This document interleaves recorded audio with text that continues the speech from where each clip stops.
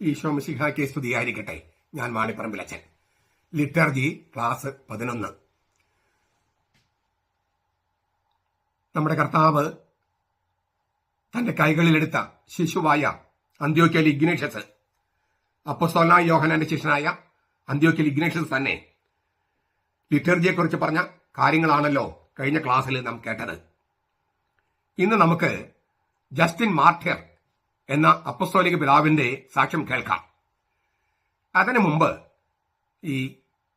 ചിലർ ചോദിച്ച ചോദ്യമാണ്, ഈ അപ്പസ്തോലിക പിതാക്കന്മാരെയും സഭാപിതാക്കന്മാരെയും നാം എന്തിനു കേൾക്കണം?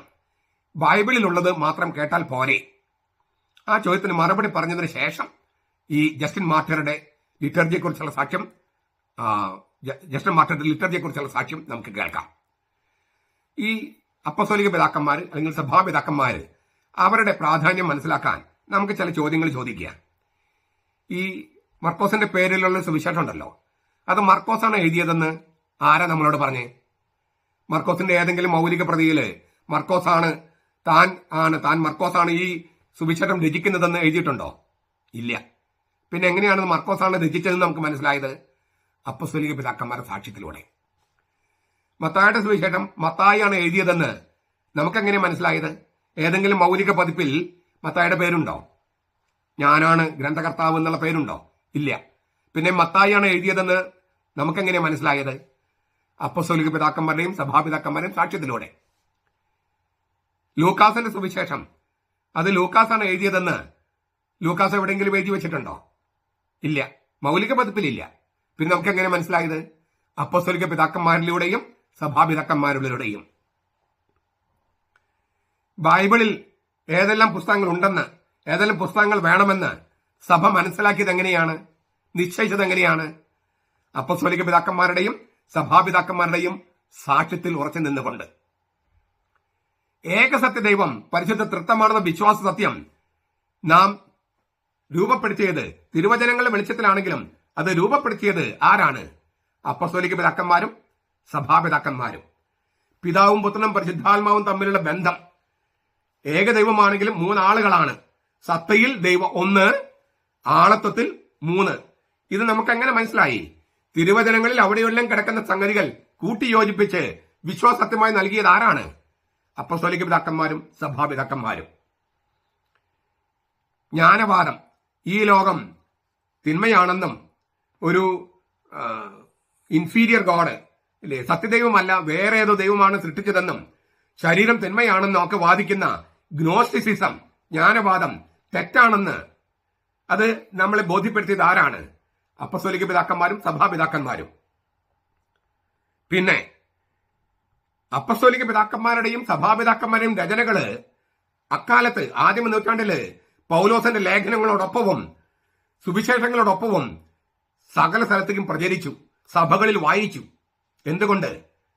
ബൈബിളിലെ പുസ്തകങ്ങൾ പോലെ തന്നെ പ്രധാനപ്പെട്ടതാണ് അപ്പസ്തോലിക പിതാക്കന്മാരുടെയും സഭാപിതാക്കന്മാരുടെയും സാക്ഷ്യങ്ങളും രചനകളും എന്ന് തെളിയിക്കുകയായിരുന്നു അത്. മാത്രമല്ല, അപ്പസ്തോലിക പിതാക്കന്മാരുടെ സഭാപിതാക്കന്മാർ മിക്കവരും തന്നെ ക്രിസ്തീയ സത്യവിശ്വാസത്തിന് വേണ്ടി പ്രാണം വെടിഞ്ഞവരാണ്. സ്വന്തം രക്തം കൊണ്ട് സത്യപ്രബോധനങ്ങൾക്ക് മുദ്ര വെച്ചവരാണ്. അതിനേക്കാളും പ്രധാനപ്പെട്ട ഒരു കാര്യമുണ്ട്. അപ്പസ്തോലിക പിതാക്കന്മാരിൽ പലരും ഈശോയുടെ അപ്പസ്തോലന്മാരുടെ നേർ ശിഷ്യന്മാരായിരുന്നു. അപ്പസ്തോലന്മാരുടെ പാദത്തെങ്കിൽ ഇരുന്ന് ഈശോ പറഞ്ഞ കാര്യങ്ങൾ സ്ലീഹന്മാര് എന്താണോ കേട്ടത് അത് അങ്ങനെ തന്നെ പകർന്ന് കിട്ടിയവരാണ് അപ്പസ്തോലിക പിതാക്കന്മാര്. അതും അപ്പസ്തോലന്മാരുടെ പാദത്തിലിരുന്ന് 10-20 കൊല്ലം ഈശോയുടെ വാക്കുകൾ എങ്ങനെയായിരുന്നുവെന്ന് നേരിട്ട് കേട്ടവരാണ്. നമുക്ക് ഇതുവരെ കിട്ടാത്ത പല ഉറവിടങ്ങളും സ്രോതസ്സുകളും അപ്പസ്തോലിക പിതാക്കന്മാർക്കും സഭാപിതാക്കന്മാർക്കും ലഭ്യമായിരുന്നു. അവരിൽ പലരും ബിബ്ലിക്കൽ ഹീബ്രു, ബൈബിൾ എഴുതപ്പെട്ട ഹീബ്രു, ഗ്രീക്ക്, ലത്തീൻ നന്നായി കൈകാര്യം ചെയ്തിരുന്നു. പലരുടെയും മാതൃഭാഷയായിരുന്നു ഹീബ്രുവോ ഗ്രീക്കോ ലത്തീനോ ഒക്കെ. അതുകൊണ്ട് തന്നെ ബൈബിൾ എഴുതപ്പെട്ടിരിക്കുന്ന ഹീബ്രു ഭാഷ, പുതിയ നിയമം എഴുതപ്പെട്ടിരിക്കുന്ന ഗ്രീക്ക് ഭാഷ, അത് പകർത്തി എഴുതപ്പെട്ട വുൾഗാത്ത, അതുപോലെ പിശീത്ത, സുറിയാനി, ഇതെല്ലാം എന്താണ് ശരിക്കും അർത്ഥമാക്കുന്നതെന്ന് അപ്പസ്തോലിക പിതാക്കന്മാർക്കും സഭാപിതാക്കന്മാർക്കുമാണ് നമ്മേക്കാൾ കൂടുതൽ മനസ്സിലായിരുന്നത്. ഇതൊക്കെയാണെങ്കിലും ഏതെങ്കിലും ഒരു അപ്പസ്തോലിക പിതാവിനോ സഭാപിതാവിനോ തെറ്റ് സംഭവിക്കാനുള്ള സാധ്യത തള്ളിക്കളയാൻ കഴിയില്ല. പക്ഷേ അങ്ങനെ സംഭവിച്ചാലും സഭയ്ക്ക് മൊത്തത്തിൽ തെറ്റ് സംഭവിച്ചിട്ടില്ല. എന്തുകൊണ്ട്? സഭയുടെ ലിറ്റർജിയായിരുന്നു അതിന് കാരണം. സഭയുടെ ആത്മീയ ജീവിതത്തിന്റെ പ്രകാശനമാണ് ലിറ്റർജി. അപ്പോൾ ഏതെങ്കിലും ഒരു സഭാപിതാവിന് തെറ്റ് വരാനുള്ള സാധ്യത ഉണ്ടായിരുന്നെങ്കിലും സഭയ്ക്ക് തെറ്റ് പറ്റാതെ മുന്നോട്ട് പോയതിന് കാരണം സഭയുടെ കർത്താവിൽ നിന്ന് നേരിട്ട് കിട്ടിയ ലിറ്റർജിയുടെ സാന്നിധ്യമാണ്. നമ്മുടെ കർത്താവ് ഈശോ മിശിഹാ നേരിട്ടാണ് നമ്മുടെ സഭയുടെ ലിറ്റർജി കിട്ടിയതെന്ന് ഞാൻ ആദ്യത്തെ 8-9 വീഡിയോസിൽ അതാണ് ഞാൻ പറഞ്ഞിരിക്കുന്നത്. അത് കേൾക്കുക. പലരും പറഞ്ഞ് വിശുദ്ധ കുർബാനയെ കുറിച്ച് ഒരു വീഡിയോ ചെയ്യൂ, വിശുദ്ധ കുർബാനയെ കുറിച്ച് വീഡിയോ ചെയ്യൂ. അത് നമ്മൾ ചെയ്തുകൊണ്ടിരിക്കുന്നത്. ഇപ്പൊ നമ്മൾ 11ാമത്തെ വീഡിയോ ആയി. അപ്പൊ തുടക്കം മുതലുള്ള വീഡിയോസ് കാണാനായിട്ട് ഞാൻ വീണ്ടും ആവശ്യപ്പെടുകയാണ്. അതായത് നമ്മുടെ കർത്താവ് ഈശോ മിശിഹാ നേരിട്ട് കിട്ടിയതാണ് ലിറ്റർജി. അങ്ങനെ സഭയിൽ ലിറ്റർജി ഉണ്ടായിരുന്നത് കൊണ്ടാണ് ഏതെങ്കിലും ഒരു സഭാപിതാവിനോ മറ്റോ തെറ്റ് സംഭവിക്കാൻ സാധ്യത ഉണ്ടായിരുന്നെങ്കിലും സഭയ്ക്ക് തെറ്റ് സംഭവിക്കാതെ പോയത്. സഭയുടെ ഔദ്യോഗിക പ്രാർത്ഥനയാണ് ലിറ്റർജി. സഭയുടെ വിശ്വാസത്തിന്റെ ഔദ്യോഗിക പ്രഖ്യാപനമാണ് ലിറ്റർജി. ക്രിസ്തുവിനോട് ചേർന്ന് സഭ പ്രാർത്ഥിക്കുകയാണ്. അതിൽ തെറ്റ് സംഭവിക്കില്ല. പാഷാണ്ഡതകളിൽ നിന്ന് സഭയെ രക്ഷിച്ചതും സഭയുടെ ലിറ്റർജികളാണ്. സാധാരണ അൽമായർക്ക് വലിയ ദൈവശാസ്ത്രമൊന്നും അറിയില്ലായിരുന്നെങ്കിലും അവർ ലിറ്റർജിയിൽ പങ്കെടുത്തിരുന്നതിനാൽ സഭ വിശ്വസിക്കുന്നതും ഏറ്റുപറയുന്നതും എന്താണെന്ന് കൃത്യമായിട്ട് അറിയാമായിരുന്നു. അതിനാൽ ചില വൈദികർക്ക് തെറ്റ് സംഭവിച്ചാലും സഭയ്ക്ക് തെറ്റ് പറ്റാതെ നോക്കിയിരുന്നത് സാധാരണക്കാരായ വിശ്വാസികളാണ്. എന്റെ വാതിൽ എപ്പോഴും തുറന്നു കിടക്കുന്നു എന്ന ഗ്രന്ഥത്തില് ഫ്രാൻസിസ് മാർപ്പാപ്പ പറയുന്നുണ്ട്, സഭയിൽ സാധാരണ വിശ്വാസികളുടെ വിശ്വാസത്തിന് ഒരു തെറ്റാവരമുണ്ട്. ആ തെറ്റാവരത്തിലാണ്, അപ്രമാദിത്വത്തിലാണ് മാർപ്പാപ്പ പങ്കുചേരുന്നത്. ഈ സെൻസസ് ഫിദei, വിശ്വാസത്തിന്റെ സെൻസ് എന്ന് പറയുന്നത് ഈ സഭയിലെ അൽമായരുടെ വിശ്വാസമാണ്. ആ അൽമായർ എന്ന് പറയുന്നത് ഈ ഭൂരിപക്ഷത്തിന്റെ പേരിൽ എടുക്കുന്ന തീരുമാനമല്ല. ഞാനൊരു ഉദാഹരണം പറയാം. ഞാൻ വിവിധ സ്ഥാപനങ്ങളിൽ പഠിപ്പിച്ചിരുന്നു. ഡിപ്ലോമ ഘട്ടത്തിലും സെമിനാരി ഘട്ടത്തിലും പിന്നെ മാസ്റ്റേഴ്സ് ലെവലിലും ഡോക്ടറേറ്റ് ലെവലിലും ഞാൻ പഠിപ്പിച്ചിരുന്നു. അപ്പൊ ഞാൻ പഠിപ്പിക്കുന്ന ചില സ്ഥാപനങ്ങളിൽ എനിക്ക് മുമ്പ് ചില പ്രൊഫസർമാർ വന്ന് പഠിപ്പിച്ചു പോകും. ഞാൻ മിക്ക സ്ഥലങ്ങളിലും വിസിറ്റിംഗ് പ്രൊഫസറായിരുന്നു. അപ്പൊ ഞാൻ ചെല്ലുമ്പോൾ ഈ വൈദികരടക്കമുള്ള സ്റ്റുഡൻസ്, ഡോക്ടറേറ്റ് വരുന്നവരും മാസ്റ്റേഴ്സിന് വരുന്നവരും ബഹുഭൂരിപക്ഷം വൈദികരാണ്. അപ്പൊ അവരെന്നോട് ചോദിക്കുന്ന ഒരു ചോദ്യം ഉണ്ടായിരുന്നു. സ്ഥിരമായിട്ട് ഞാൻ കേട്ടിരുന്ന ഒരു ചോദ്യമാണ്. എനിക്ക് മുമ്പ് വന്ന പ്രൊഫസർ പറഞ്ഞു, ഈശോ ദൈവമാണെന്ന് ഈശോയ്ക്ക് അറിയില്ലായിരുന്നു. ഈശോ ദൈവമാണെന്ന് ഈശോയ്ക്ക് അറിയില്ലായിരുന്നു. ഇതാണ് എനിക്ക് മുമ്പുള്ള പ്രൊഫസർ പഠിപ്പിച്ചത്. അത് ശരിയാണോ എന്നാണ് അവരെന്നോട് ചോദിക്കുന്നത്. അപ്പൊ ഞാൻ തിരിച്ചവരോട് ഈ കാര്യം ചോദിക്കാറുണ്ട്. ഈശോ ദൈവമാണെന്ന കാര്യം ഈശോയ്ക്ക് അറിയില്ലായിരുന്നു എന്ന് ഏതെങ്കിലും പള്ളികളിൽ പോയിട്ട് നിങ്ങൾക്ക് പ്രസംഗിക്കാൻ പറ്റുമോ? ഈശോ ദൈവമാണെന്ന് ഈശോയ്ക്ക് അറിയില്ലായിരുന്നു എന്ന് ഏതെങ്കിലും പള്ളികളിൽ, കത്തോലിക്ക പള്ളികളിൽ പോയി നിങ്ങൾക്ക് പ്രസംഗിക്കാൻ പറ്റുമോ? അവർ ഒന്നടങ്കം പറയും പ്രസംഗിക്കാൻ പറ്റില്ല. എന്തേ? ജനങ്ങള് അൽമായര് നമ്മൾ അവിടെ ഇരുത്തില്ല. കാരണം അൽമായർക്കറിയാം ഈശോ ദൈവമാണെന്നും ഈശോ ദൈവമാണെന്ന കാര്യം ഈശോയ്ക്ക് അറിയാമെന്നും. അതുകൊണ്ട് ഈ ദൈവശാസ്ത്രജ്ഞൻ പറഞ്ഞതൊന്നും സഭയിൽ നടപ്പാവില്ല. ചില സ്ഥാപനങ്ങളിലൊക്കെ വന്ന് ഇങ്ങനെ ആശയക്കുഴപ്പം ഉണ്ടാക്കാം എന്നല്ലാതെ കത്തോലിക്ക സഭയിൽ അത് പ്രസംഗിക്കാൻ പറ്റില്ല. കാരണം ജനങ്ങൾക്കറിയാം സഭയുടെ വിശ്വാസം എന്തെന്ന്, കത്തോലിക്ക സഭയുടെ വിശ്വാസം എന്തെന്ന്.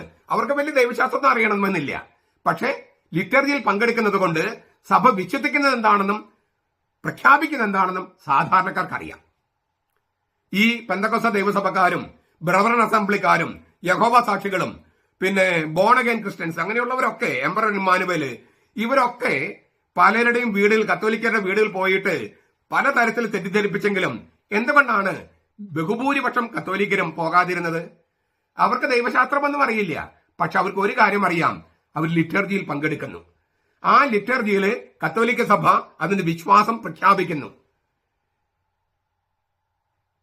വചന പ്രഘോഷണമാണ് ലിറ്റർജി. അപ്പൊ ഇതുകൊണ്ടാണ് സഭയ്ക്ക് തെറ്റുപറ്റാതെ, സഭയുടെ വിശ്വാസം തെറ്റുപറ്റാതെ പോകാനുണ്ടായ കാരണം സഭയുടെ ലിറ്റർജിയാണ്. ആ ലിറ്റർജിയിൽ അൽമായരും വൈദികരും മെത്രാന്മാരും മാർപ്പാപ്പയും എല്ലാം പങ്കെടുക്കുന്നു എന്നതാണ്. ഇതുകൊണ്ടാണ് ലിറ്റർജി ഇത്ര കേമമായിരിക്കുന്നത്, ഇത്ര പ്രധാനപ്പെട്ടതായിരിക്കുന്നത്? ഈ വേറൊരു ഉദാഹരണം പറയാം. പല ദൈവശാസ്ത്രജ്ഞന്മാർ, ഇപ്പോഴത്തെ ഈ മോഡേൺ ദൈവശാസ്ത്രജ്ഞന്മാർ എല്ലാവരും പറയുന്നത് ദൈവത്തെ പിതാവ് എന്ന് മാത്രം വിളിച്ചാൽ പോരാ, മാതാവ് എന്നും കൂടി വിളിക്കണം. അപ്പോ ഞങ്ങൾ പിതാവും മാതാവുമായി സ്വർഗത്തിൽ ഇരിക്കുന്നവനെ എന്ന് പ്രാർത്ഥിക്കണം, കർത്തൃ പ്രാർത്ഥന എന്നാണ് ചില ദൈവശാസ്ത്രജ്ഞന്മാർ ചില സ്ഥാപനങ്ങൾ പറയുന്നത്. പക്ഷേ അൽമായർ അവർ തിരുത്തും. എന്നിട്ട് പറയും കർത്താവ് ശമിശിക പഠിപ്പിച്ചത് എന്താണ്? സ്വർഗസ്ഥനായ ഞങ്ങളുടെ പിതാവേ എന്നാണ്, സ്വർഗസ്ഥനായ ഞങ്ങളുടെ മാതാവേ എന്നല്ല. സ്വർഗസ്ഥനായ ഞങ്ങളുടെ പിതാവേ എന്നാണ് കർത്താവ് പഠിപ്പിച്ചത്, ഞങ്ങൾക്കത് മതി.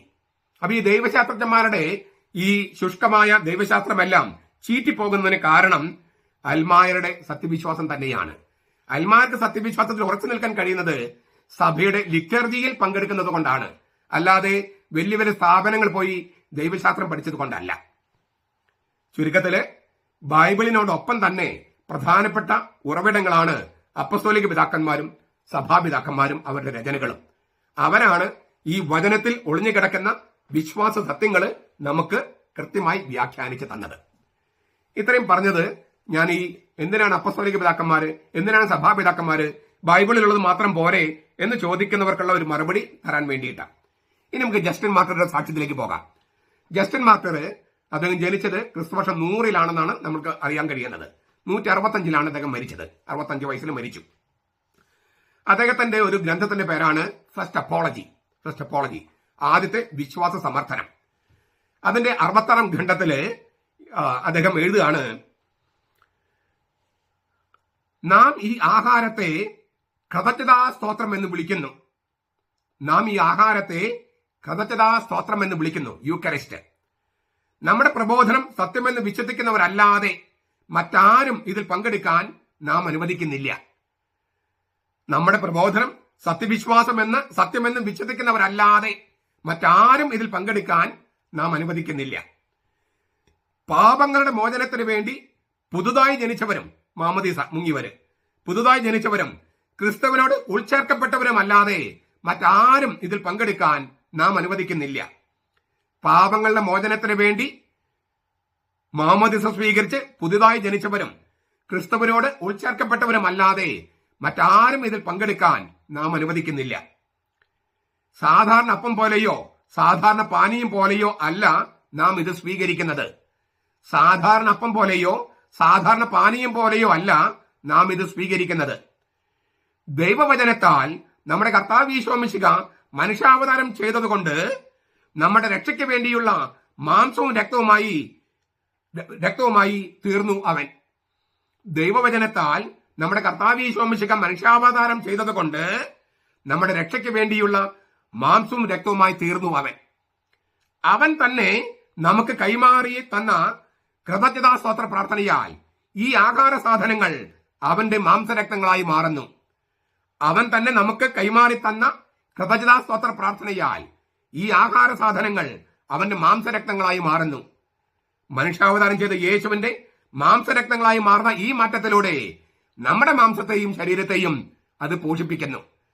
മനുഷ്യാവതാരം ചെയ്ത യേശുവിന്റെ മാംസരക്തങ്ങളായി മാറുന്ന ഈ മാറ്റത്തിലൂടെ നമ്മുടെ മാംസത്തെയും നമ്മുടെ ശരീരത്തെയും അത് പരിപോഷിപ്പിക്കുന്നു. ജസ്റ്റിൻ മാർട്ടറുടെ സാക്ഷ്യമാണിത്.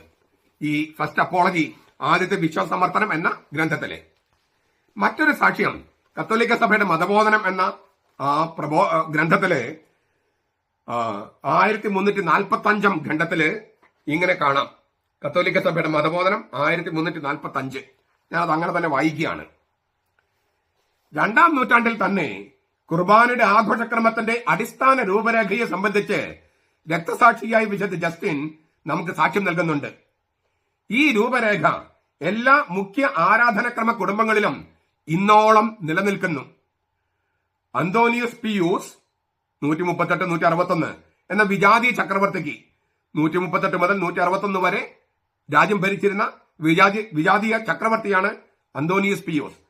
അദ്ദേഹത്തിന് AD 155 വിശുദ്ധ ജസ്റ്റിൻ മാർട്ടർ ക്രിസ്ത്യാനികൾ ചെയ്യുന്നത് എന്തെന്ന് വിശദീകരിച്ചുകൊണ്ട് ഇങ്ങനെ എഴുതി. ഞാൻ ഒന്നുകൂടി പറയാണ്. അന്തോണിയോസ് പിയൂസ് എന്ന വിജാതീയ ചക്രവർത്തിക്ക് ക്രിസ്ത്യാനികൾ ചെയ്യുന്നത് എന്തെന്ന് വിശദീകരിച്ചുകൊണ്ട് രക്തസാക്ഷ്യ വിശുദ്ധ ജസ്റ്റിൻ AD 155 ഇപ്രകാരം എഴുതി.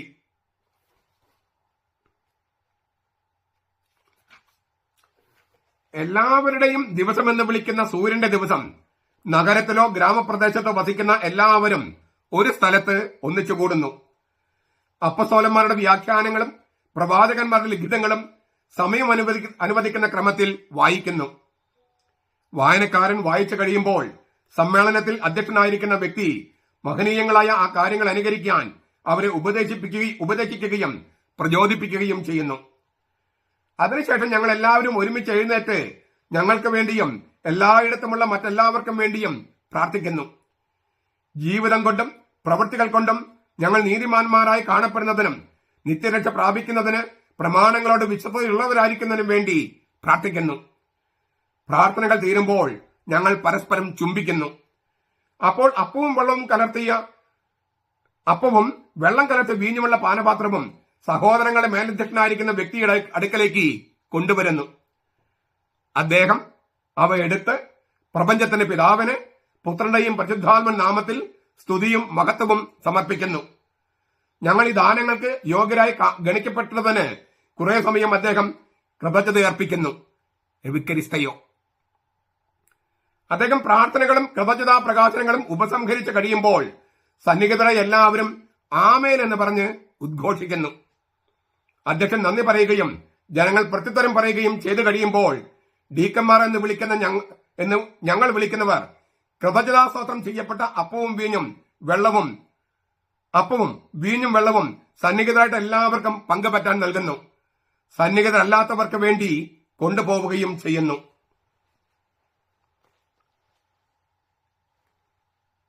ഈ ഫസ്റ്റ് അപ്പോളജിയില് 65-67 ഖണ്ഡങ്ങളാണ് ഞാൻ വായിച്ചത്. ഇപ്പൊ നമ്മുടെ കുർബാനയിൽ കാണുന്ന മിക്കവാറും എല്ലാ ഘടകങ്ങളും ഇതിനകത്ത് കണ്ടില്ലേ? ഇതിന്റെ രൂപരേഖ ഞാനിത് പറഞ്ഞു. ഇത് കർത്താവ് ഈശോ മിശിഹ തന്നെ തന്ന രൂപരേഖയാണെന്ന് സൂചിപ്പിച്ചു തുടക്കത്തില്. അതിനാൽ ഞാൻ ആവർത്തിച്ച് പറയാണ്, കത്തോലിക്ക സഭയുടെ ലിറ്റർജി നമ്മുടെ കർത്താവ് ഈശോ മിശിഹ നേരിട്ട് കിട്ടിയതും സ്ലീഹന്മാര് നേരിട്ട് കൈമാറിയതും അത് അഭംഗം, ഒരു കാര്യങ്ങൾക്കും ഇല്ലേ ഭംഗം വരാതെ, എന്നാൽ ചില പ്രാർത്ഥനകളെല്ലാം പിന്നീട് ഇങ്ങനെ ഈ തിരുവചനങ്ങളുടെ വെളിച്ചത്തിൽ കൂട്ടിച്ചേർത്തിട്ടുണ്ട്. എങ്കിലും പ്രധാനപ്പെട്ട ഒരു കാര്യങ്ങളും എല്ലാ കാര്യങ്ങളും തന്നെ അടിസ്ഥാനപരമായ എല്ലാ ഘടനകളും തന്നെ അംശങ്ങളും തന്നെ ബൈബിളിൽ ഉള്ളതും കർത്താവിന് നേരിട്ട് കിട്ടിയതുമാണ്. അതിനുള്ളൊരു സാക്ഷ്യം കൂടിയാണ് ഈ വിശുദ്ധ ജസ്റ്റിൻ മാർട്ടിർ ക്രിസ്തുവർഷം 155 എഴുതിയ ഈ ആദ്യത്തെ വിശ്വാസ സമർപ്പണം എന്ന രേഖയിലുള്ളത്. അതിനു മുമ്പ് നമ്മൾ കണ്ടു കഴിഞ്ഞു. ഈ എന്റെ ഒരു വീഡിയോ തനിച്ച് മാത്രം എടുക്കരുത്. ഇതിനു മുമ്പത്തുള്ള എല്ലാ വീഡിയോയുടെയും തുടർച്ചയിലാണ് ഞാൻ സംസാരിക്കുന്നത്. അതിനാൽ ഈ വീഡിയോ മാത്രം കാണാതെ ഇതിനു മുമ്പുള്ള വീഡിയോസും കണ്ട് സഭയുടെ ലിറ്റർജിയിൽ അഭിമാനം കൊള്ളാനും അതിൽ കഴിയുന്നത്ര പങ്കെടുക്കാനും, ലിറ്റർജിയാണ് സഭയുടെ ഈ ശരിയായ വിശ്വാസ പ്രഖ്യാപനമെന്ന് തിരിച്ചറിയാനും, അങ്ങനെ കർത്താവിനോട് ചേർന്ന് ക്രിസ്തുവിനോട് ചേർന്ന് പിതാവായ ദൈവത്തിന് നന്ദി അർപ്പിക്കുന്ന അവന്റെ തന്നെ ബലിയിൽ നമ്മൾ പങ്കുചേരുന്ന, ഒരിക്കൽ എന്നേക്കുമായി അവൻ സമർപ്പിച്ച അവന്റെ ശരീരത്തില്, ഒരിക്കൽ എന്നേക്കുമായി അവൻ അർപ്പിച്ച ബലിയില് ഇപ്പോൾ നമ്മൾ പങ്കുചേരുന്നത് വിശുദ്ധ കുർബാനയിലൂടെയാണെന്നുള്ള സത്യം തിരിച്ചറിഞ്ഞ് അതിൽ പങ്കുചേർന്ന് അവനോട് ചേർന്ന് നിൽക്കാൻ, അവൻ നമ്മിലേക്ക് വരാൻ, അങ്ങനെ നമ്മളും കർത്താവും ഒന്നാകാൻ, അങ്ങനെ ശരിക്കും ജീവിക്കുന്ന സഞ്ചരിക്കുന്ന സക്രാരിയാകാൻ നമുക്ക് പരിശ്രമിക്കാം. കർത്താവിന് വഹിക്കുന്നവരായി മാറാൻ പരിശ്രമിക്കാം, പ്രാർത്ഥിക്കാം. നമ്മുടെ കർത്താവ് ഈശോ മിശിഹായുടെ കൃപയും പിതാവായ ദൈവത്തിന്റെ സ്നേഹവും പരിശുദ്ധാത്മാവിന്റെ സഹവാസവും നാം എല്ലാവരോടും കൂടി ഉണ്ടായിരിക്കട്ടെ, ഇപ്പോഴും എപ്പോഴും എന്നേക്കും. ആമേൻ. ഈശോ മിശിഹായ്ക്ക് സ്തുതിയായിരിക്കട്ടെ. ഞാൻ മാണിപ്പറമ്പിലച്ചൻ. ലിറ്റർജി ക്ലാസ് 12 2033 എന്ന മഹാജൂബിലി വർഷത്തെ എതിരേൽക്കാൻ നമ്മുടെ കർത്താവ് ഈശോ മിശിഹ മരിച്ച് ഉത്ഥാനം ചെയ്തിട്ട് കൃത്യം 2000 വർഷം തികയുന്ന 2033 എന്ന മഹാജൂബിലി വത്സരത്തെ എതിരേൽക്കാൻ നമ്മൾ ഒരു നവവത്സര ഒരുക്ക ധ്യാനം, 9 വത്സരങ്ങൾ നീണ്ടു നിൽക്കുന്ന ഒരു ധ്യാനം, അതിൽ ഞായറാഴ്ചകളിൽ നമ്മൾ ലിറ്റർജി അഥവാ ആരാധനക്രമത്തെക്കുറിച്ചാണ് ചിന്തിക്കുന്നത്. നമ്മുടെ കർത്താവ് ഈശോ മിശിഹായിൽ നിന്ന് നേരിട്ട് പകർന്നു കിട്ടിയതാണ് ലിറ്റർജി എന്ന് നമ്മൾ കണ്ടു. കർത്താവ് ഈശോ മിശിഹ അപ്പസ്തോലന്മാർക്ക് പകർന്നു, അപ്പസ്തോലിക പിതാക്കന്മാർക്ക് പകർന്നു കൊടുത്തു. അതാണ് നമ്മളപ്പോൾ ധ്യാനിച്ചുകൊണ്ടിരിക്കുന്നത്. അതിലൊരു പ്രധാനപ്പെട്ട ഒരാളാണ് വിശുദ്ധ ഇരണേവൂസ്. ക്രിസ്തുവർഷം 120-130 കാലയളവിലാണ് അദ്ദേഹം ജനിച്ചത്. മരിച്ചത് 202 അത് കൃത്യമായിട്ട് അറിയാം. ഏഷ്യ മൈനർ, ഇപ്പോഴത്തെ തുർക്കി, അതിലെ സ്മിർണ എന്ന് പറഞ്ഞ സ്ഥലത്താണ് അദ്ദേഹം ജനിച്ചത്. ഗ്രീക്ക് സംസാരിക്കുന്ന പിതാവായിരുന്നു. ചെറുപ്പം മുതൽ തന്നെ അദ്ദേഹം ക്രിസ്ത്യാനിയായിട്ടാണ് വളർന്നത്. അക്കാലത്ത് പലരും പ്രായപൂർത്തിയായിട്ടാണ്, വിജാതീയരായിരുന്നു, പ്രായപൂർത്തിയായിട്ടാണ് ക്രിസ്തു ധർമ്മം സ്വീകരിച്ചും മാമോദിസ സ്വീകരിച്ചതും. എന്നാൽ ഇരണേവസ് ചെറുപ്പം മുതൽ തന്നെ ക്രിസ്ത്യാനിയായിട്ട് ജീവിക്കുകയും ചെറുപ്പത്തിൽ തന്നെ മാമോദിസ സ്വീകരിക്കുകയും ചെയ്ത ആളാണ്. ഈ പോളികാർപ്പ് അപ്പസ്തോലനായ ശിഷ്യന്റെ അപ്പസ്തോലനായ യോഹന്നാൻ ശ്ലീഹായുടെ ശിഷ്യനായിരുന്നു പോളികാർപ്പ്. ആ പോളികാർപ്പിന്റെ ശിഷ്യനായിരുന്നു വിശുദ്ധ ഇരണേവോസ്. ലിയോൺസ് എന്ന് പറഞ്ഞാൽ ഇപ്പോഴത്തെ ഫ്രാൻസ് ഉൾപ്പെടുന്ന സ്ഥലമാണ്. അവിടുത്തെ മെത്രാനായിരുന്നു. അപ്പസ്തോലന്മാർ കൈമാറിയ തിരുവചനം, പിന്നെ വേദപുസ്തകം, വിശുദ്ധ പാരമ്പര്യം, ഇവയെല്ലാം അങ്ങേയറ്റം വിശ്വസ്തയോടെ നമുക്ക് കൈമാറി തന്ന ഒരാളാണ് വിശുദ്ധ ഇരണേവസ്. തീർന്നില്ല. അദ്ദേഹത്തിന്റെ വളരെ പ്രശസ്തമായ ഗ്രന്ഥമാണ് പാഷാണ്ഡതകൾക്കെതിരെ. ആ പാഷാണ്ഡതകൾക്കെതിരെ അന്ന് ഒരുപാട് അബദ്ധ സിദ്ധാന്തങ്ങൾ ഉണ്ടായിരുന്നു. ഈ അബദ്ധ സിദ്ധാന്തങ്ങൾക്കെതിരെ ശക്തമായിട്ട് പടപൊരുതിയ ഒരാളുമാണ് വിശുദ്ധ ഇരണേവസ്. അദ്ദേഹം ഈ പാഷാണ്ഡതകൾക്കെതിരെ എന്ന ഗ്രന്ഥത്തിൽ പല സ്ഥലത്തും വിശുദ്ധ കുർബാനയെ കുറിച്ച് പറയുന്നുണ്ട്. അതിലത്തെ ചില ഭാഗങ്ങളാണ് ഞാനിപ്പോൾ നിങ്ങളുടെ മുമ്പിൽ അവതരിപ്പിക്കുന്നത്. പാഷാണ്ഡതകൾക്കെതിരെ എന്ന ഗ്രന്ഥത്തിൽ 4:17-5 അവൻ ഈശോ ഈ പ്രപഞ്ചത്തിൽ നിന്നുള്ള അപ്പം കൈകളിലെടുത്ത് കൃതജ്ഞത അർപ്പിച്ച് പറഞ്ഞു, ഇത് എന്റെ ശരീരം ആകുന്നു. അതുപോലെ തന്നെ നാം ഏത് പ്രപഞ്ചവുമായി ബന്ധപ്പെട്ടിരിക്കുന്നുവോ ആ പ്രപഞ്ചത്തിൽ നിന്നുള്ള വീഞ്ഞു നിറച്ച പാനപാത്രം എടുത്ത് അത് തന്റെ രക്തമാണെന്ന് പ്രഖ്യാപിച്ചു. വളരെ നല്ല മനോഹരമായിട്ട് അദ്ദേഹം എഴുതിയിരിക്കുകയാണ്. എന്നിട്ട് ഈ എന്താണ് യേശു ഇങ്ങനെ ചെയ്തത് എന്നതിന്റെ സാങ്കത്യം, അതിന്റെ അർത്ഥം അല്ലെങ്കിൽ ഇമ്പാക്ട് അല്ലെങ്കിൽ പ്രസക്തി അദ്ദേഹം വീണ്ടും പറയുകയാണ്. പണ്ട് പ്രവാചകന്മാരിൽ ഒരാളായ മലാഖി, 12 പ്രവാചകന്മാരിൽ ഒരാളായ മലാഖി പണ്ടേ പറഞ്ഞതുപോലെ ഇത് പുതിയ ഉടമ്പടിയുടെ പുതിയ ബലിയാണ്. പുതിയ ഉടമ്പടിയുടെ പുതിയ ബലി. മലാഖി 1:10-11. അക്കാര്യമാണ് ഈശോ നമ്മെ പഠിപ്പിച്ചത്. പുതിയ ഉടമ്പടിയുടെ പുതിയ ബലിയാണെന്ന് ഈശോ നമ്മെ പഠിപ്പിക്കുകയായിരുന്നു.